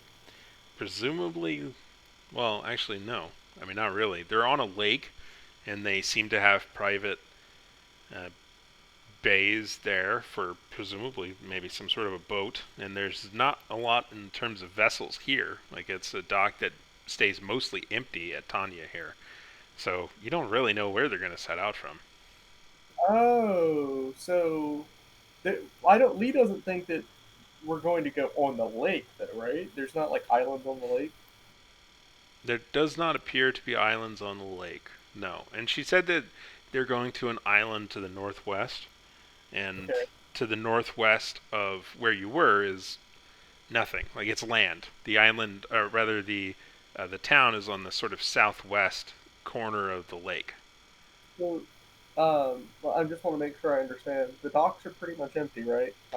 The docks are empty at the town of Tanya. Yes, that's where Okay. you first arrived. You're on the town of Tanya being on the sort of very southern tip of this donut-esque shaped island. Okay. So maybe I just spend some time walking around to the other town where I think we'll go from. Would I even know of that, or is there like some sort of intelligence role I can figure out to try to figure out like where I think we would leave from? You I don't think it's can, been. but again, Yeah. it's you certainly can. But um, I mean, the place where you went to see Amanda, it's not really like a big town. It seems like it's two or three barracks buildings, and then some sheds, and then some like dock houses. Like, it seems like there's nothing in terms of the way of shops. There's, yeah, it's not really doesn't seem like it's a town proper. We've been all over the island, right? This little one. You've walked between the lake and the main port of Tanya, so you've been on this one road, and you've kind of bounced back and forth. You haven't really gone anywhere else. Okay. I For some reason I was thinking we'd walked around more. I I think Fiona and Molly scouted the area a little bit, didn't they? With cats, or no, they turned them into seagulls. He sent seagulls to other islands. He sent a seagull west, south, and east. Did they ever come back? No, they're conjured seagulls. They just flew until they no longer existed. Um, I don't know then. I want the goat to come with me, but I can't. The casting the spell has time and like stuff like that. So I guess head to.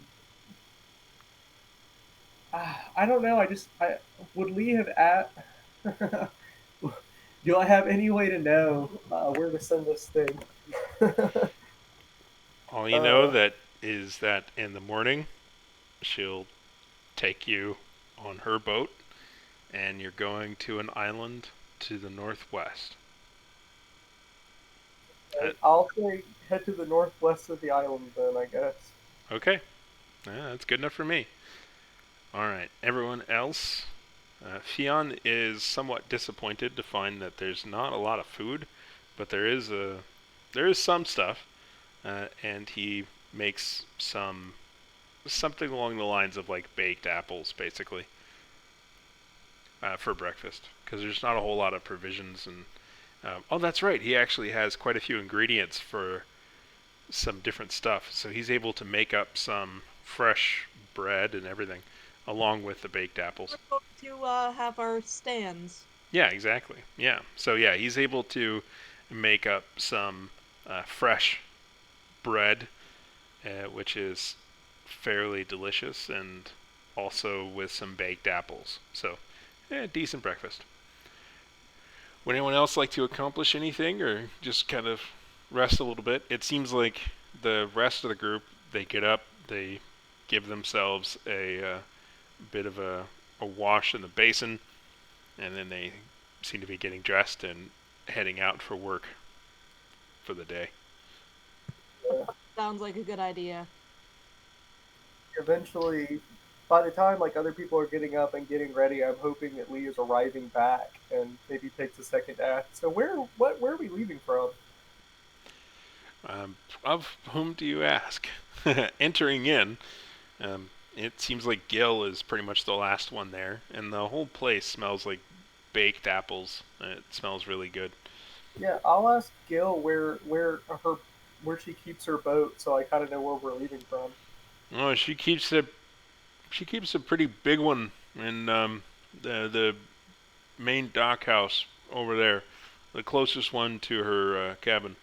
And he kind of points towards the lake, and you can see that there are a couple of different houses or sort of large buildings that, as I described before, are right on the water's edge and likely house private docks. Oh, yeah, yeah, I feel kind of dumb now then. Crap, I don't.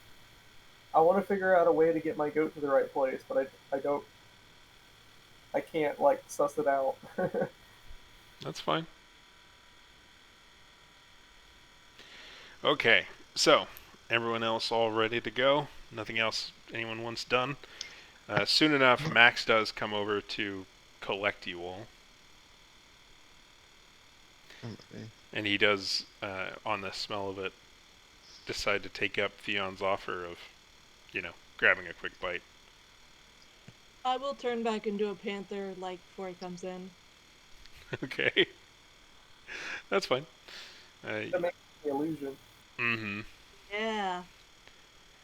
It's surprising the way people are different when they're in front of an animal as opposed to a person. Yeah. That's true. Did everyone sleep well? Yeah.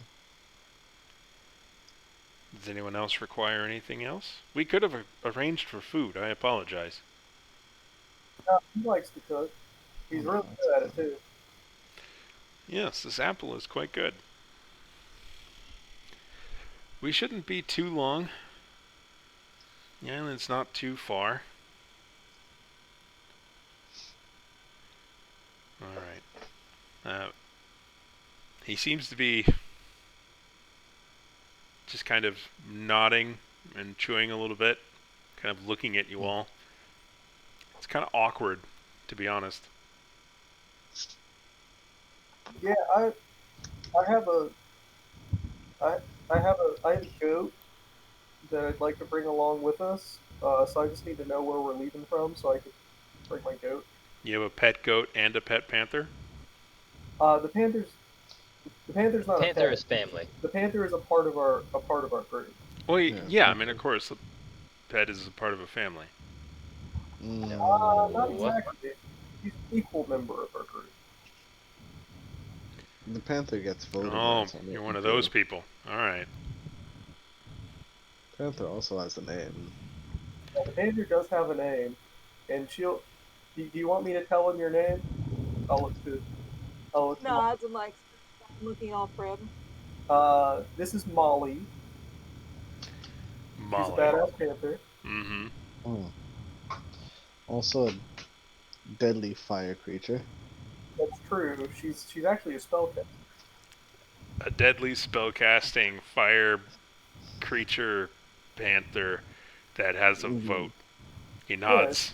very There's intelligent. just a little bit of a grin, like he's he's pretty sure you're putting him on. He's just Yeah, sure. okay. Your panther can breathe fire and cast spells. No, he just nods and says, "All right. Well, I And guess you guys occasionally are ready." talks. Anyway, about the goat. Where do I tell the goat to come? You were To leave? serious about the goat? Where's your goat? Yeah. Huh? Is it outside? Yeah. It's out in the water. It's kind of a goat. What? You know what a Capricorn is? No. It's a goat with the lower body half of a fish. I feel like we're blowing his mind. I mean, he knows about magical, weird water creatures. I'm sure he's from an island. I'm sure he'll see once the goat's there. If he's in disbelief now, he won't be after. We have a very deep bond, and I think the goat to come along. He just nods and brushes his leather gloves off a little bit and nods again and heads out the door and he says, "If you're ready, we can go now." All right, I'm just gonna go, and I told the goat to wait at the northwest of the island, right? Yeah, Okay, so theoretically, if we're headed that way from what I report, we'll pass them, and I could call out to them or something. possibly. Don't you have a telepathic link within a mile? A mile, so I'm hoping that we pass within a mile of them. Well, we'll see. I really hope. One can hope. All right. Uh, you head out, and with Max, you're brought towards this long building again. All these are just sort of long building, although the others were built of sort of horizontal timber. This is built of a kind of vertical timber. Not that it really matters, I guess. And leading you inside, you can hear the movement of water in a trapped, enclosed sort of area. And inside, you see a large sailboat with the sails not pulled. Yeah, they're not up, and the mast is, well, anyway, barely clears. This is a this is a pretty big kind of a yacht kind of boat. Like it. Yeah, it also it is of course of a almost bright kind of timber, and the it has a lot of golden elements to it. Anything that could be perhaps gilded seems to be. This thing likely is very annoying to look at in the sun. For my eyes. Yeah, it's quite bright, and on the very front of it, the sort of hood ornament, so to speak, is a golden eagle's sort of torso and wings and head.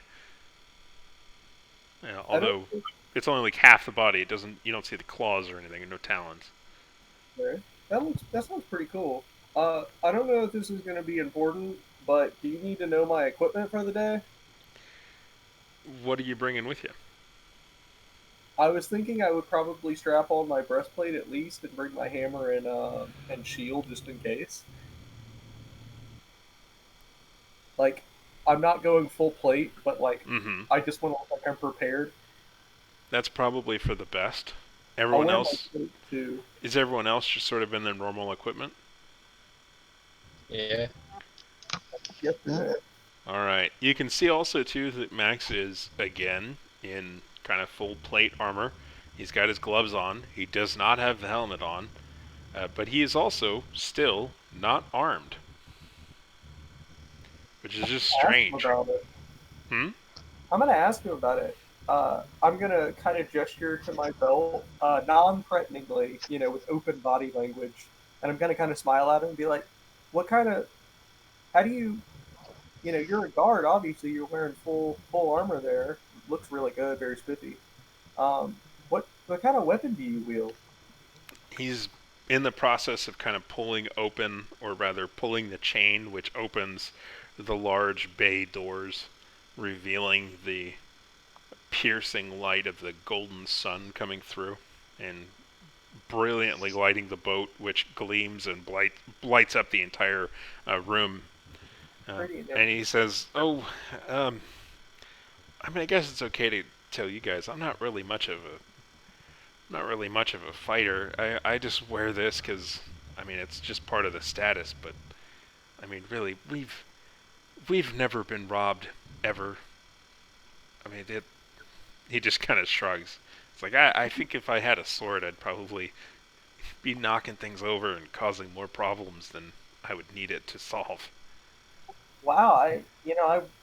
To be honest, the other day I got the impression that you were a natural warrior. You move very naturally and gracefully in that armor. He almost has like a bashful kind of look, a little bit like, well, thank you. It feels a bit. I'm not used to it. That's for sure. Uh, Could have fooled us. Holy shit. would Should you I like Would you like to roll an insight? who, Lee or Ormus?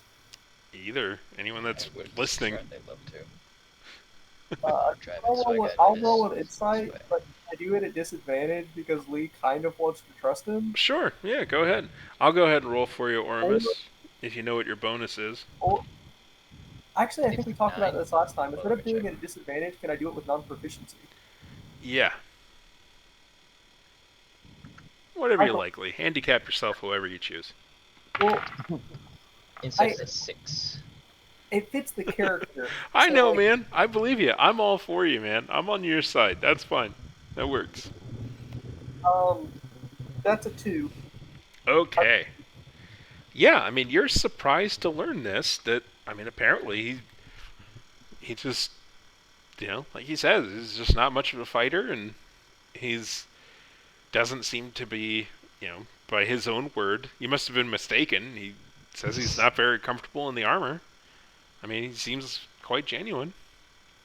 Lee will put his hand on his shoulder and look him in the eye with kind of an encouraging smile and say, "Don't worry, we're with you today. If anything happens, I will do whatever I can to protect you and yours." He says, "Well, thanks for that, but hopefully we won't need any protection. We always hope that. We always do. Mm, I mean, My we're insight's a +6 if you got the roll. you rolled a 10 total, Armus. Okay. Yeah, Ollie, is the Panther there? the Panther, yeah, is there. I would assume somebody is going on board. Yeah. yeah. I'm coming. Adira will actually ask you, Aldrin, kind of pull you aside a little bit, and she'll say, "Should I stay? It sounds kind of dangerous. I'm not sure I'll be able to help." It's fine. I don't. The worst that could happen is we get attacked by a sea monster and we have to kill it. It's fine. Okay. I'm, And she'll I'm go with you. but like Algern is wearing the skin of the worst sea monster, so like Yeah. Yeah. With my passive perception, would I have been able to pick up on that? The which part? Just Adira being concerned and Yeah. questions Yeah. coming. You could hear that.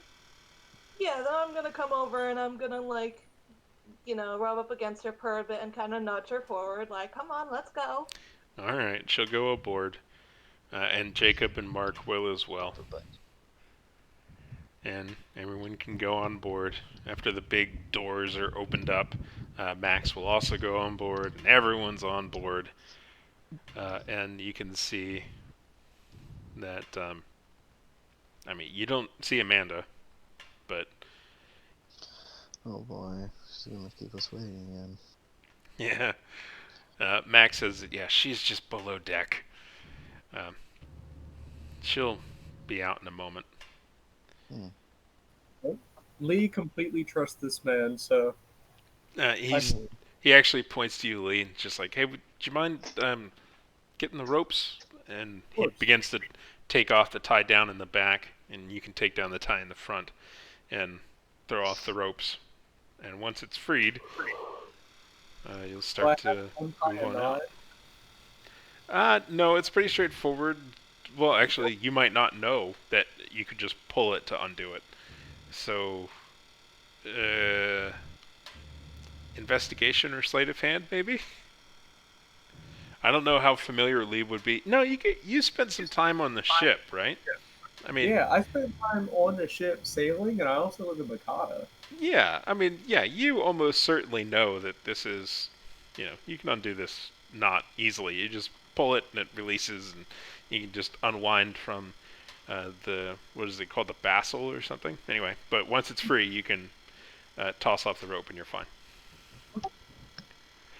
And soon That's enough, something I would fuck up. yeah, it's not likely to be messed up very easily.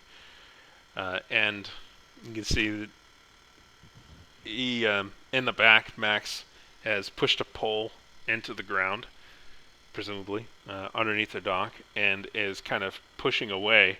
And amazingly, the boat pushes away from the dock from him just pushing it. Huh. Oh, he must be very strong. But as it starts to set out, he says, "Okay, it'll start to get going soon enough." She invested a lot of money in one of these darn fangled elemental engines, and That he's sounds awesome. hmm Sounds awesome. yeah, and so he goes over and like starts turning a dial, and you hear kind of like almost like a whistle, and then some chugging, and then you hear some churning of water, and the boat starts to move a little bit. And he's like, ah, there we go. Yeah, worth every penny. That's incredible. That's weird. Yeah. He says, yeah, it's like there's some fire You mean with elementals. the kappa? Yeah, he says, yeah, it's the neatest, the kind of a best tech coming out of Morningstar right now. There's some fire elementals in there, and it brings in water. That's what this does. Brings in water from the lake, then heats it up into steam, and then uses the steam to power an impeller to start pushing the ship. At the mention of Morning Star, Lee becomes suspicious.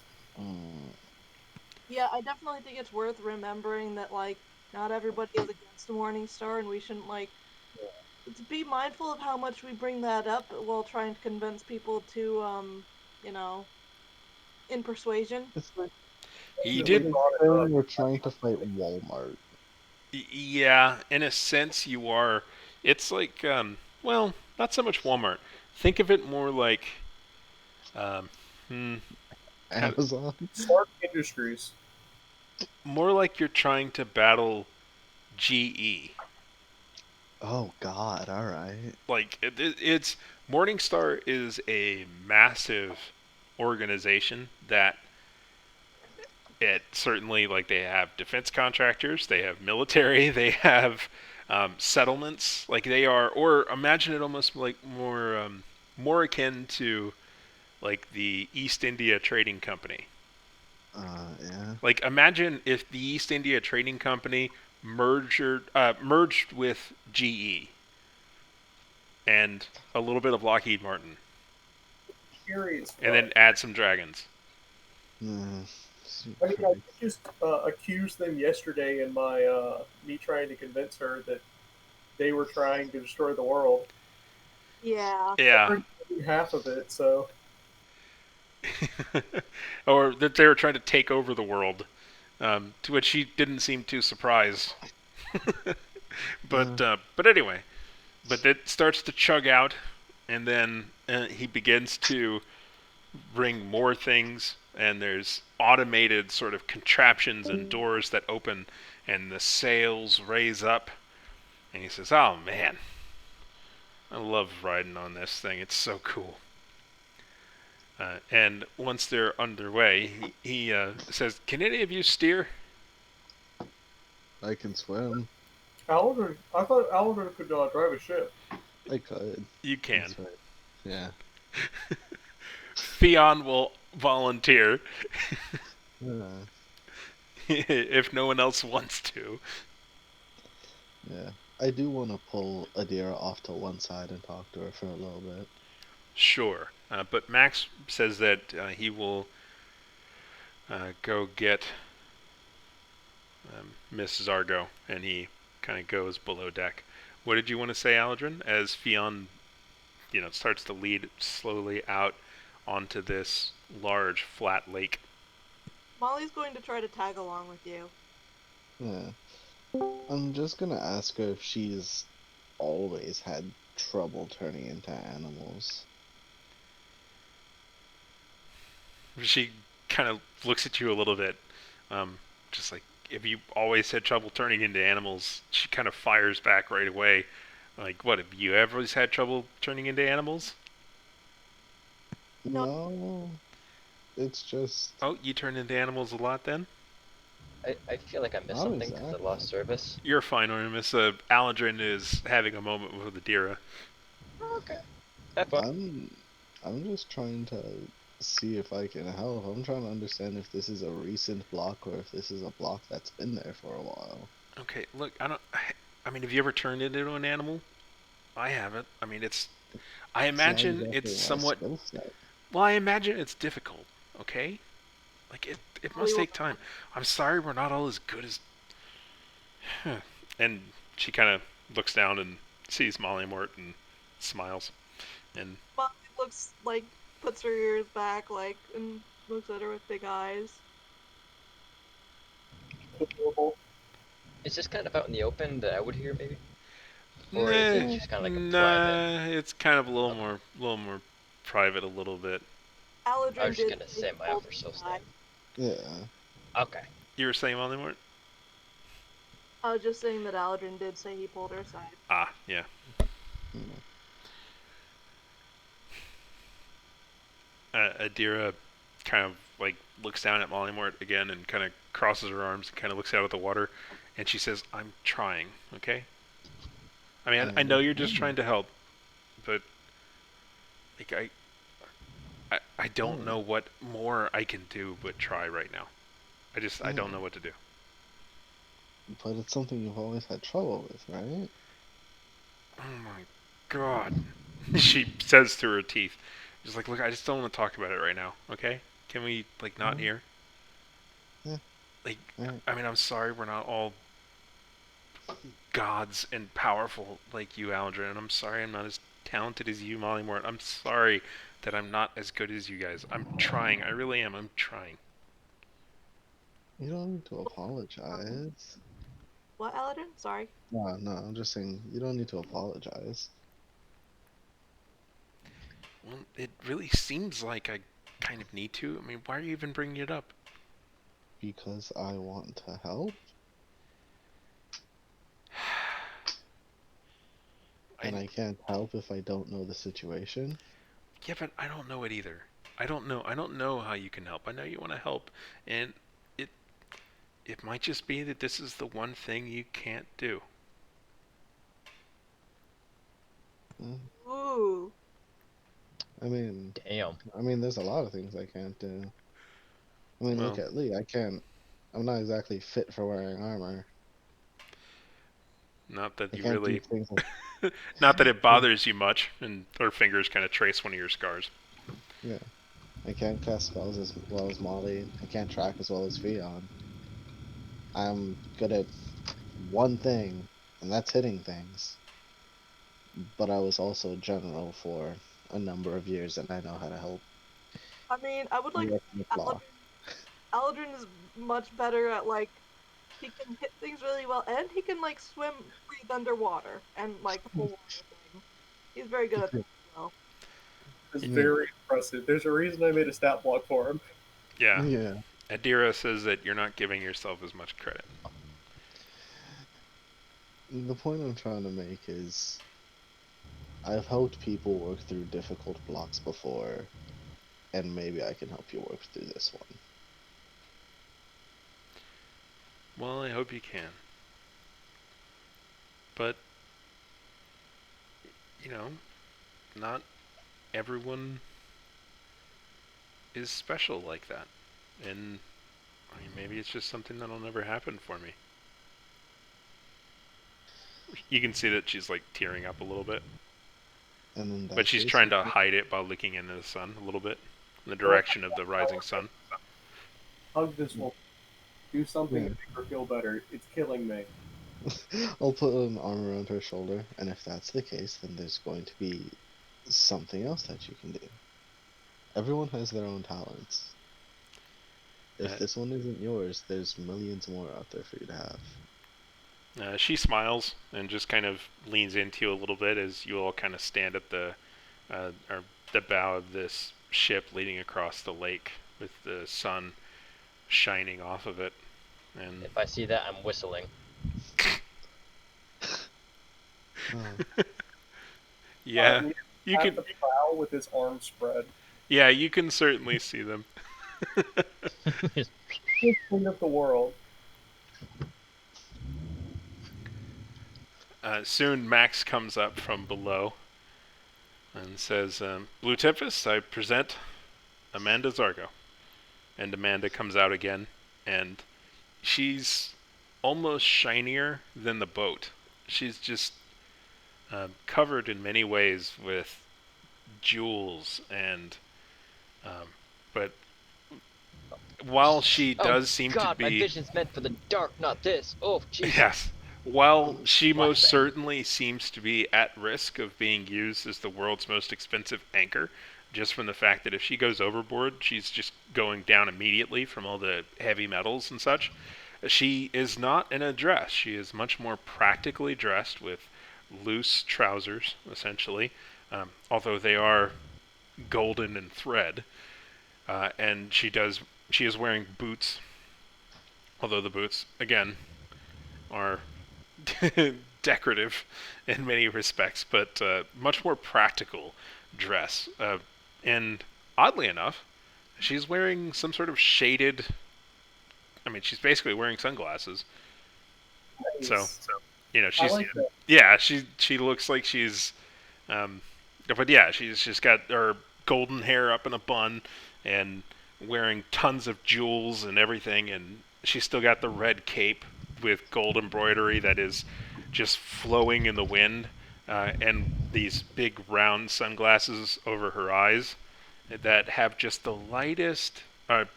like the lightest sort of amber hue to them.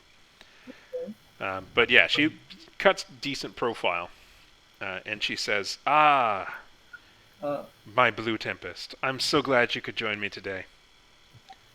I think Lee steps back from the edge of the boat where he was queen of the worlding, looks kind of embarrassed, and then just kind of bows to her. She does not make an acknowledgement. She looks at you all, but she does not bow in any way. And she Yeah, says that I wasn't able to give word to my nephew, but hopefully this will be a short and pleasant journey. I hope so too. Lee will kind of seek out Molly with his eyes, and find where she is, if she's within sight. Probably. I mean, she probably would have come out when she heard coming out. I think yeah. Lee kind of walked over to Molly and be like, I hadn't really considered it before, but we're going to be out in a boat. Do you think this would be a good time to cast water breathing on all of us for the last 8 hours, right? It. Mom can't say this, but it does last 24 hours, and yes, that is a good idea. she can shake her head yes. I think Leo could probably communicate okay with Molly, even though he's bad with animals. Do you do you think Molly that would be could something to do? Molly could have like nodded and like pawed at the ground twice and then 4 times with the other paw. Okay, Leo kind of nod and be like, uh, I know you can't cast like that, but do you think that would be a good idea to do something about? Cast it on.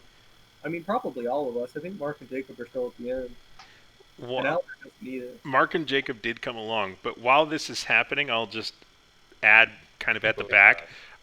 Max has taken over the wheel, and Amanda asks, "Why is he talking to the panther?" And he says, "Yeah, that's Molly, their pet panther. They give it a vote." And Not a there's fan. kind of a little bit of a chuckle, but it's a polite sort of like, "Oh, how quaint" kind of chuckle. But I it's mean, quiet. Anyway, continue.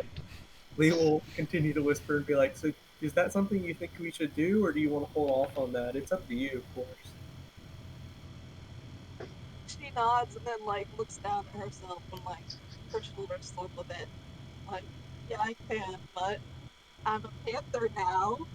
I know, I know. That's why I brought it up, is in case you um, think that would be a good precaution. Yeah, she nods. We're gonna sit up on one of the or the edge of the boat, get relaxed.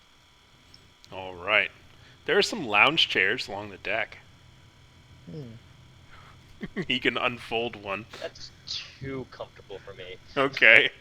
You don't want to get the tanning Too lotion rich for out? my taste. All right, fine. He paces around the deck and makes a yeah. He just paces around the deck. He'll take off his cloak because it's hot and he's in the sun, but Soon enough, after less than an hour, the boat comes to a. I don't know if you guys would recognize a lock. Do you know what locks are? Isn't it just a I don't know lake what it is. or a Well, What the variation fuck of a is this? lake? no, Monsters? not a lock. I know what a lock is. Lock. Yeah, Yeah, lock. a lock.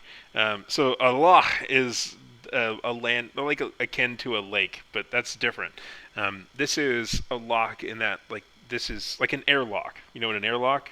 Oh yeah, yeah. But those are on waterways in many ways. There seems to be a physical barrier, um, an airlock of a sense between this lake and the open ocean. But in Mm. coming to a lock, it opens automatically for her ship and close it behind it. And Oh my god. uh, Okay, the so that's how we get onto the sea. as you have entered into this sort of contained area, the water level begins to drop, and the boat starts to lower within this uh, enclosed chamber, where the door behind sealed off the lake behind you all. Uh, just as this is completely pointless side note, but there was a little while when I was like 13 that I was obsessed with locks, like what you're talking about, Oh, because well, they just fascinated me. Oh, I hear Elevate. you. I love them too, personally. But the water level begins to lower. I don't know if any of your characters would understand what's happening right now. Essentially, it's like the boat sailed into a room, and then all of a sudden the water started to go out, and it's like you're starting to sink. Magic. Molly doesn't understand it, but she's excited. Ooh, Okay. Mark No, and I'm a little paranoid. no one's. Yeah, I was about to say, is Oramus or Aladrin concerned about the fact that you're potentially stuck on this ship in this area? Like this is some sort of a terrible trap that there's no way to escape. You can't even swim away anymore. You've been sunk within this walls, these big higher walls. You're getting lower and lower. Eldrin is tying a rope to the javelin or the spear. no, no, Aldrin, it's okay. I think it's just magic. Mm, I'm just I like, think whoa, whoa, I whoa, think whoa, it's whoa, gonna as get I us to start the to sea. cast the spell. Yeah, wait. sinking magic. It's gonna be okay. It's gonna be okay, guys. Settle down. Sinking magic. Ahead of you, the doors open, and the water rushes out a little bit, and the ship, or the boat, proceeds out at a lower level. Apparently, it's some sort of a boat elevator, as we would maybe Do they describe it. know what an elevator is? Well, they might not, but in the sense that it changed the Like a pulley elevation. system? Like we Appar- would know what the pulley system thing is because they used that a long time ago. But yeah, but you might not know it as an elevator, but you as players would recognize that you went through an aquatic boat elevator. love it. Hmm. Apparently, the lake is at a different water level, whether whether naturally or artificially, than Oh, the open water. this is really dumb, but I just had like a thought of something that could be really cool.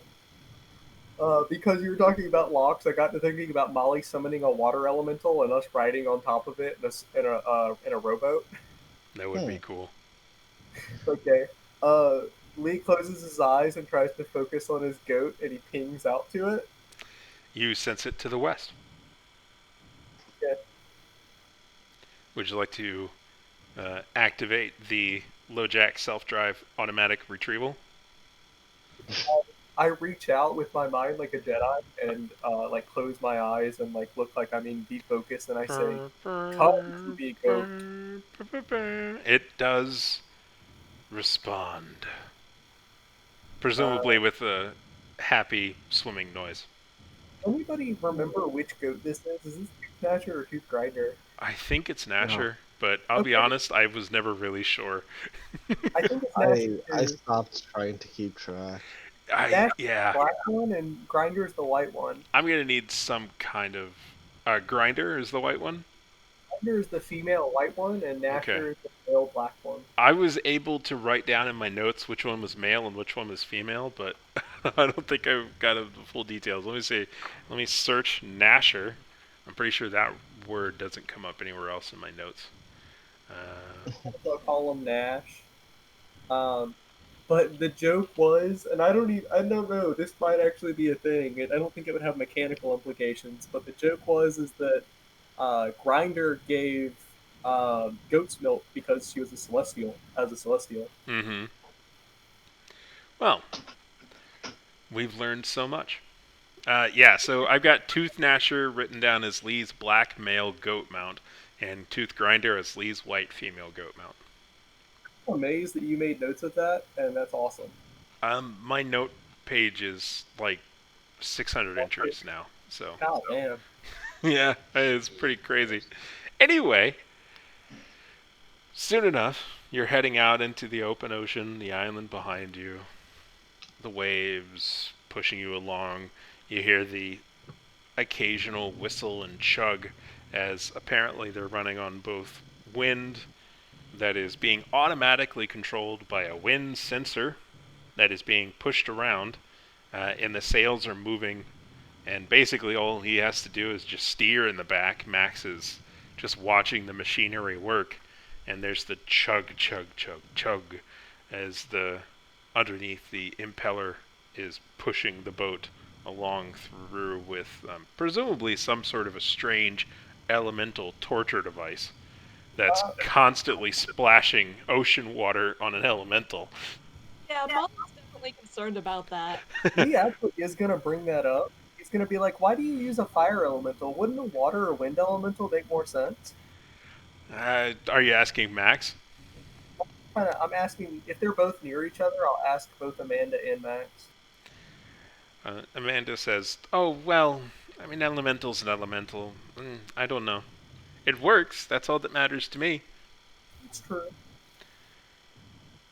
Those designers, yeah, the things you said about Morningstar, I absolutely believe them, but I do have to give them credit. They do some wonderful things. That's true. But honestly, the goal is not to defeat Morningstar. The goal is to stop their conquest. Well, I of think they course. do a lot of good for the world, and they could do a lot of good for the world. I believe personally that they're just misguided at the moment. Well, Obviously, very. Yes. Do you all. Well, it's silly of me to ask. No, no, go ahead. Mhm. Do you all represent anyone? Do you have a Uh, sponsor? Yes. technically speaking, I think we represent. This is gonna sound crazy. Don't throw us off. Bahamut. I was gonna say Philbin. The It's for dragon? Yeah. Philbin as well. Oh, do you know Philbin? Yeah. Oh, How do you know Philbin? Oh, I was hearing all of these wonderful stories. Oh no. oh, Oh, this yeah. is great. Lee takes out a Bible of Philbin. Oh no. Uh, she Pretty good word. she doesn't seem to have any recognition with taking that out. I'll take it out and I'll hand it to her and I'll be like, kind of pat it in her palm and be like, Oh god. "It's a good read. It's a good read." This right here, I'll point at Aldrin. This is the Apostle Aldrin. She kind of looks at it and she says, "You know, the versions I had, it didn't include any of you. That's I rude. heard about It's getting revised. I heard about the new mayor, Lord Philbin, and how Oh, he this had bastard. single-handedly beaten off an entire Morningstar invasion." Yeah, there's that. Yeah. Well, technically speaking, single-handedly, Aldrin was that hand. Really? And beating off, we should Yeah. probably reword that. Word that. I I don't want to say I beat off the Morningstar fleet. Um, I did. I sunk a few of their ships and then Had to turn Tiamat off breathed on me. belts and tickets. Yeah, the water. And then I kind of just left because I didn't want to fight Tiamat on my own. Believe it or not, Philbin is actually one of the 6 members of Blue Tempest. Oh, but that is fascinating. I had not heard that. Mm, Well, of course you didn't. Um, He, and he she is, just of kind of looks at it and she says, "May I keep this?" course. It's a copy for you. I hand Wonderful. out copies all the time. The more She you have, the places it. less he has. In terms of like the size of this tome. What are we looking at dimension-wise? Like, how big is this book? They're getting a little bit bigger now, but they essentially started as like little pocket-sized, like Bibles kind of. Mm-hmm. Uh, but they're probably getting a little bit bigger at this point. I would say they're not super huge. They're probably about the size of a novel at this point, Of a what? of like a novel. Okay. Well, we're so like we're a still talking like 150. paperback though, right? In terms of size. Yeah, I suppose so. It's not like a tome yet. Like I've chronicled the adventures and the tenets of Philbin, but You haven't really gotten into the depth of it. Gotcha. I But have his philosophy. the But short version is this something that could be fit into a large pants pocket? yeah, Okay, she will Yeah. pocket this volume, presumably for a detailed reading later. But she asks, since we're on the subject, and I understand if you're beholden, and I certainly don't want to take you away from Philbin, definitely not. I'm not trying to snipe anyone here. But I certainly would like to sponsor you.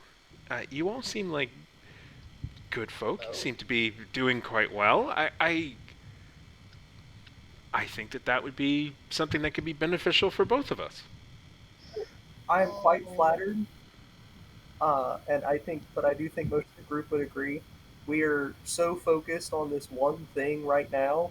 I don't know of what help we could really be to you at the moment. Oh, no, no, Yeah. no, you misunderstand. You don't need to do anything to help me. No, no, no.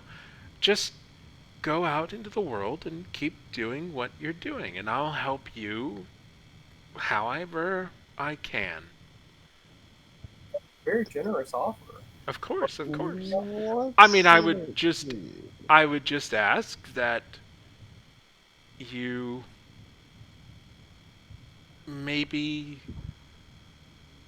introduce me to rather introduce um, bear letters My, of rather letters of introduction where you go, and perhaps if you uh, incorporate some of the Zargo trademarks.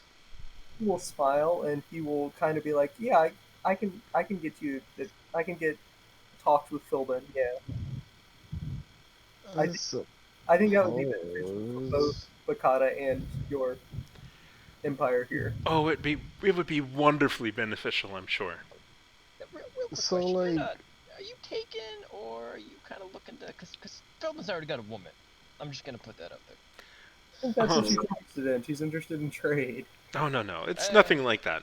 Purely business. okay. I just okay. so, like, when we kill Just not to get your Tiamat, hopes up. do you want us to say shop with your company or something? When we punch Tiamat Well, and then cut to a sponsored break. I mean, Yeah. I would appreciate it, I guess. I mean, I feel yes. like we need to get Aldrin some brass knuckles that have her symbol on it, so she's forever marked. You know, that would be lovely. I think that would be quite good. And also, too, I, it's not my place to ask. It would be too much. No.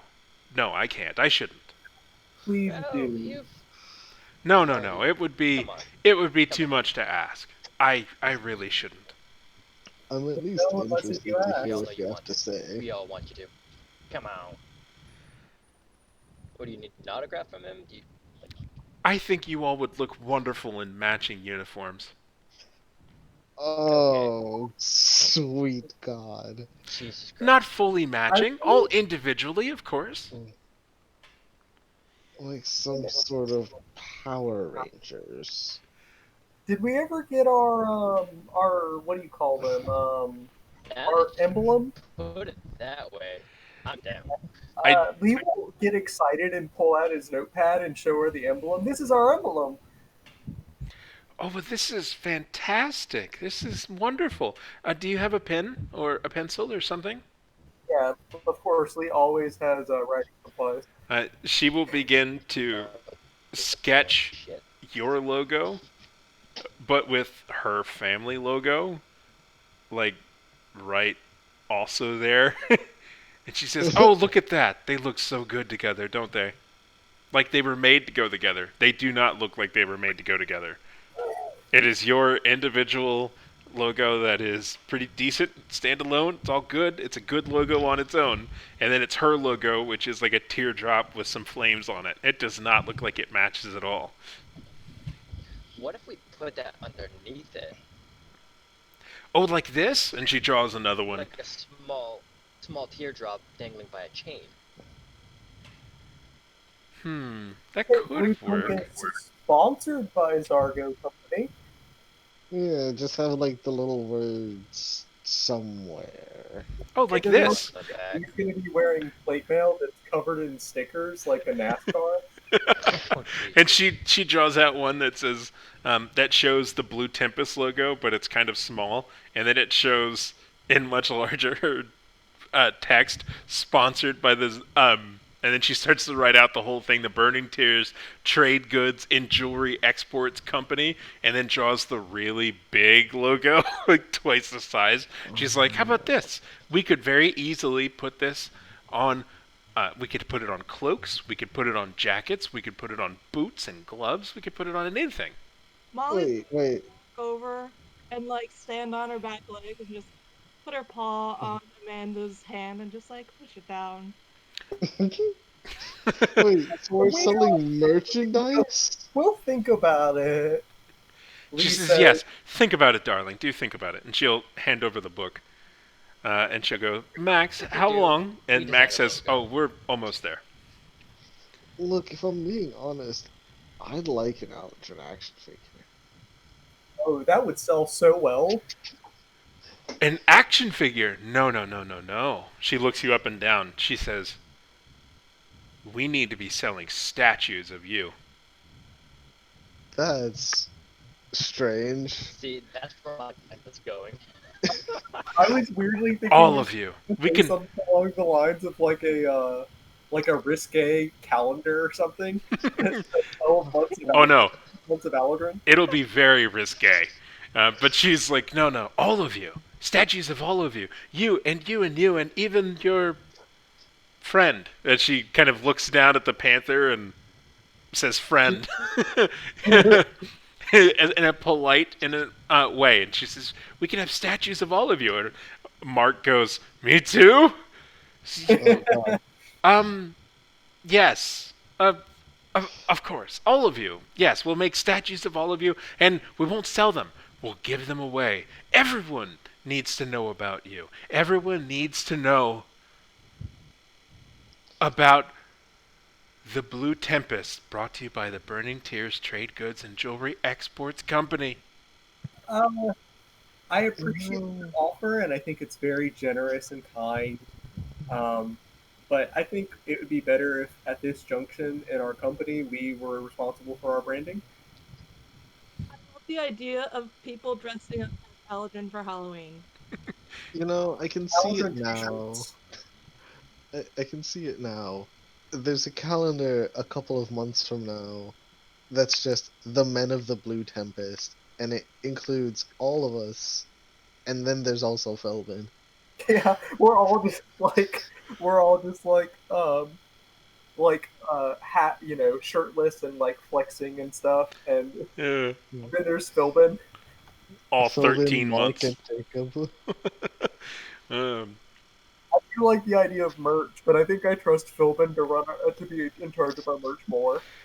Amanda says, Yeah. "Well, fine, fine, fine. We'll talk about it later. We're almost there. It's that one there." And she points off to an island, a small island that you all are quickly approaching, mere minutes away. Are there any preparations you would like to make? Where's the goat? Is the goat caught up to the ship? The goat has been swimming sort of behind and around, and kind of doing laps. The goat's there. How long has this trip lasted so far? Somewhere in the neighborhood of about 2.5 hours. All right, just because of wild. I want to go and throw mango to the goat over the side of the boat. Did you bring Mango with you? Seemed they had brought mango water. They did not bring Mango water. Not this trip. This is a long boat ride. Are there any refreshments? Well, all you had to do was ask. Would you like to ask Max for refreshments? Yeah. I'll ask for mangoes. Specifically mangoes. He'll say, "Well, um, we might Yeah, have one. if you Can have you one, if take the not, wheel or?" yeah, I'll Mm, take the wheel. Uh, I y- don't think Aldrin knows what a mango is. that's perfectly fine. It's a strange, tough, but delicious and sharp fruit. But soon enough, he comes up with an entire platter of mango that he seems to have sliced and then arrayed like a fan of cards. And Decidedly it's takes it. almost like a spiral that kind of circles around each individual piece being a delectable slice. Lee's eyes like light up, have stars in them, and he's just like, "Wow!" He takes the platter and scurries away from the wheel. All Then he right. goes over to the side of the boat and starts throwing pieces over. Anyone watching will see just a little bit of heartbreak in Max's eyes, just for a moment, but he'll steel himself and continue to drive the boat forward.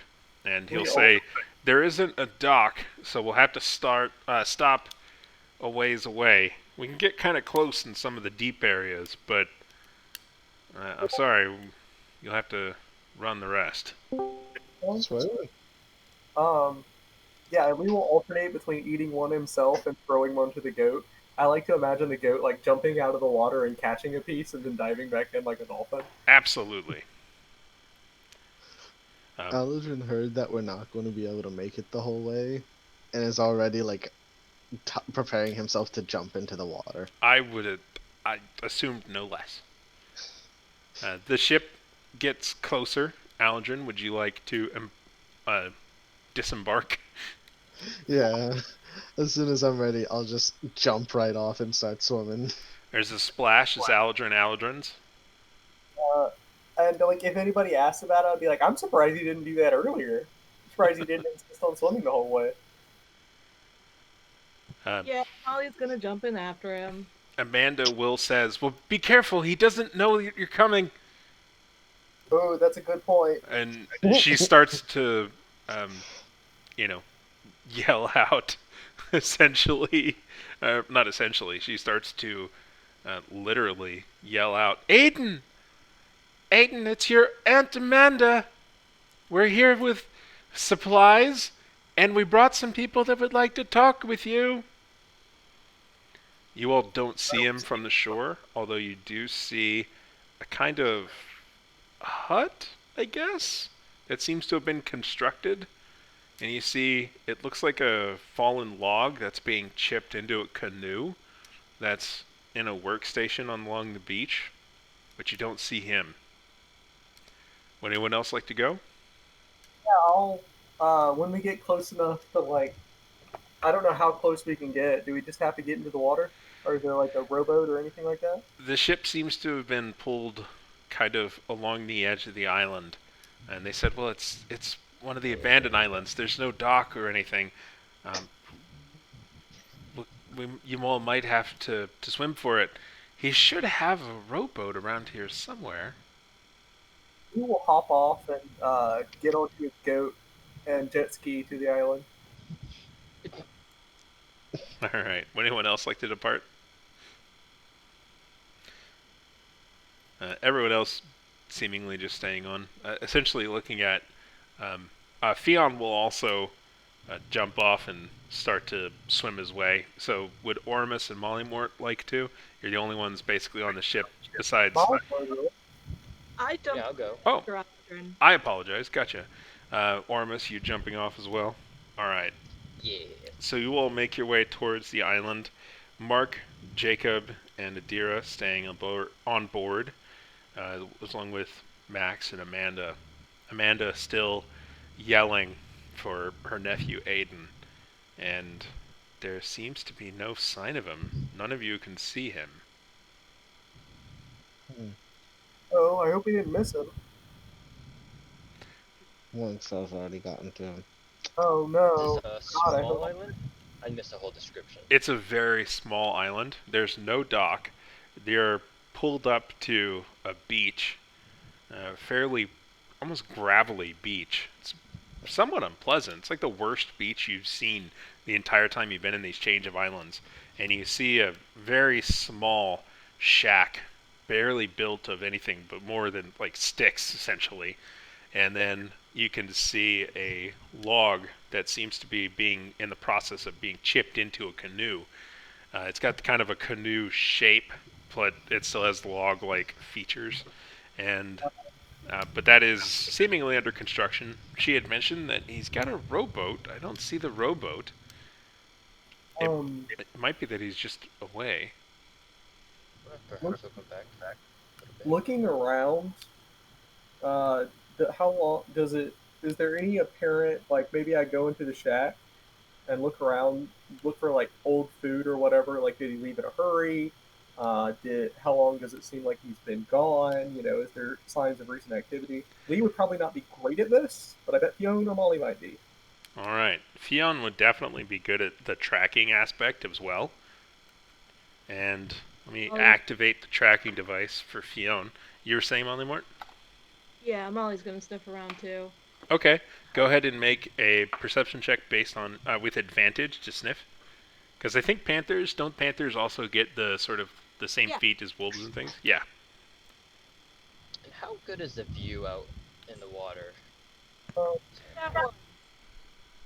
What did you roll, Molly Mort? Nat one with advantage. Yes, I got 2 nat ones. Oh, Oh, fine. Well, sometimes it's just not my fault when you guys fail. Yeah. So, Ormus, to answer your question, the water is as clear here. In fact, it's clearer than in many of the other places that you have seen in some of the islands, which is already quite clear. For whatever reason, this seems to be a rockier island than some of the others, so you don't even have the sand being churned up on the waves. It mostly is just gravel and things that doesn't come up. So the water is very clear. Does with Fionn, I'm assuming +9 to Plus 9. survival, Good gravy. and then I think he has advantage on tracking humans. Yeah, Maybe. I rolled him with advantage for this sort of a thing because this is exactly his wheelhouse. He determines a few things immediately. One, that there is a gouge in the sand that would be appropriate for a rowboat. There's also a peg with a rope that is removed from it that's likely that a rowboat was tied to, and that the rowboat is no longer tied to it. He can also determine that, judging from the warmth and the still burning fire, that someone added fuel to this less than an hour before. Aiden is somewhere very close, most likely. Less than an hour, sure, but in a rowboat, he's not going to get too far. I was gonna say, upon that, I'm just gonna polymorph into a giant eagle and start scouting, And especially if the view is pretty clear out in the horizon. and Fionn will also send out his gulls to begin to circle and search. Molly, don't you have locate object? Would that help? It'll help if it's within 1,000 feet, but you don't know Yeah. if he's within 1,000 feet.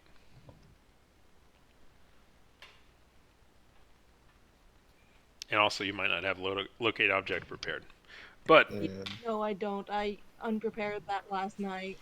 What? Oh. Okay. well, we can, since it's pretty much at time. In fact, a little after.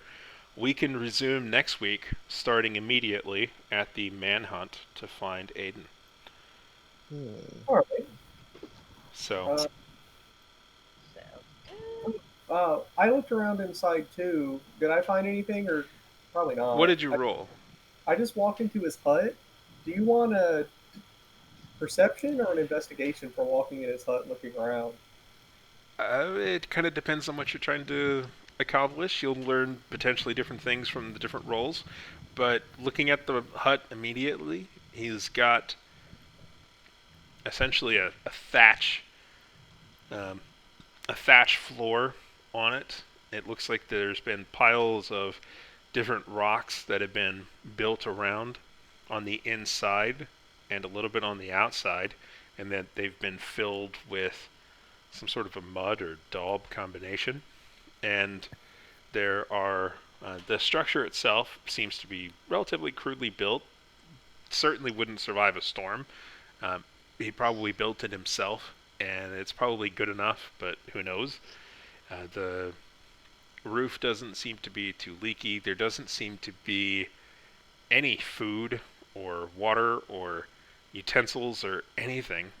It's just this small little cooking fire, and I take that back. Actually, there is some food hanging on strips and nets along the walls.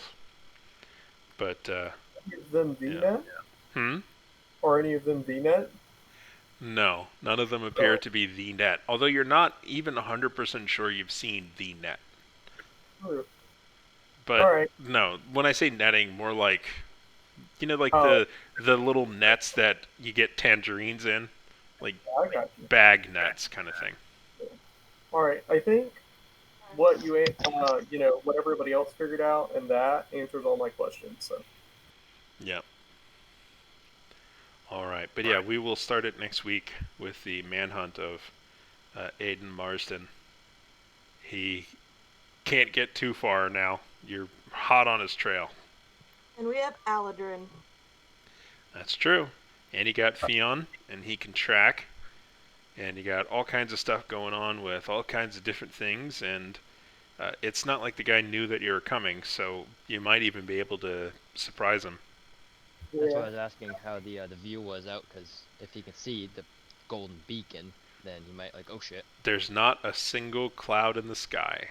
It is clear in the water, and it is bright and clean and clear out above. And of course, He might have seen it. it would be unmistakable and it would be impossible to not see and recognize this boat for miles around.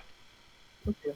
It is a gleaming beacon on the horizon, and I mean it's his aunt, and she's apparently visited him before, although who knows. So it's entirely possible that he might return home seeing her, assuming that she's arriving with supplies or something. And Fiona will be back next week, so that'll be perfect. He can actually manhunt I know, it's I can weird. take anyone on my back too as an her. eagle, so I mean, I certainly we didn't can plan see. that. Okay, so everyone able to make it next week? Everyone good? Yep. I'm pretty sure. Yes. Okay. Fingers crossed. Hopefully. Here's a hoping All things right. don't change. That was kind of fun. That was good. I'm sorry you guys didn't get to kill Aiden this week, but hey, there's always next week. We don't want to kill Aiden though. Uh huh. Yeah. Sure. Uh Not yet. huh. Wait, no, no, no. At least Molly and Lee don't want to. I mean, I don't want to. That's why I said not yet. Oh man, I'm gonna have some fun with this potential business deal, whether you like it or not. Well, my plan is I think that these are details that would be better to be worked out between Philbin um and her. Mm-hmm. So that means they're going to be worked out between Yonder and Yonder. Almost certainly. I still want None Allerton of it's gonna acting. go in our way. Well, we'll see. It'll be pretty fascinating and interesting. See how the calendar comes out. But yeah. Anyway, till next week.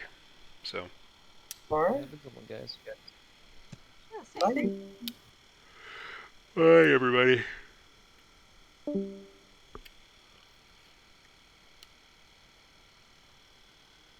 Oh, I've been trying to work on the oath thing a little bit. If you want to talk about that at some point, I don't know when or if you're free. But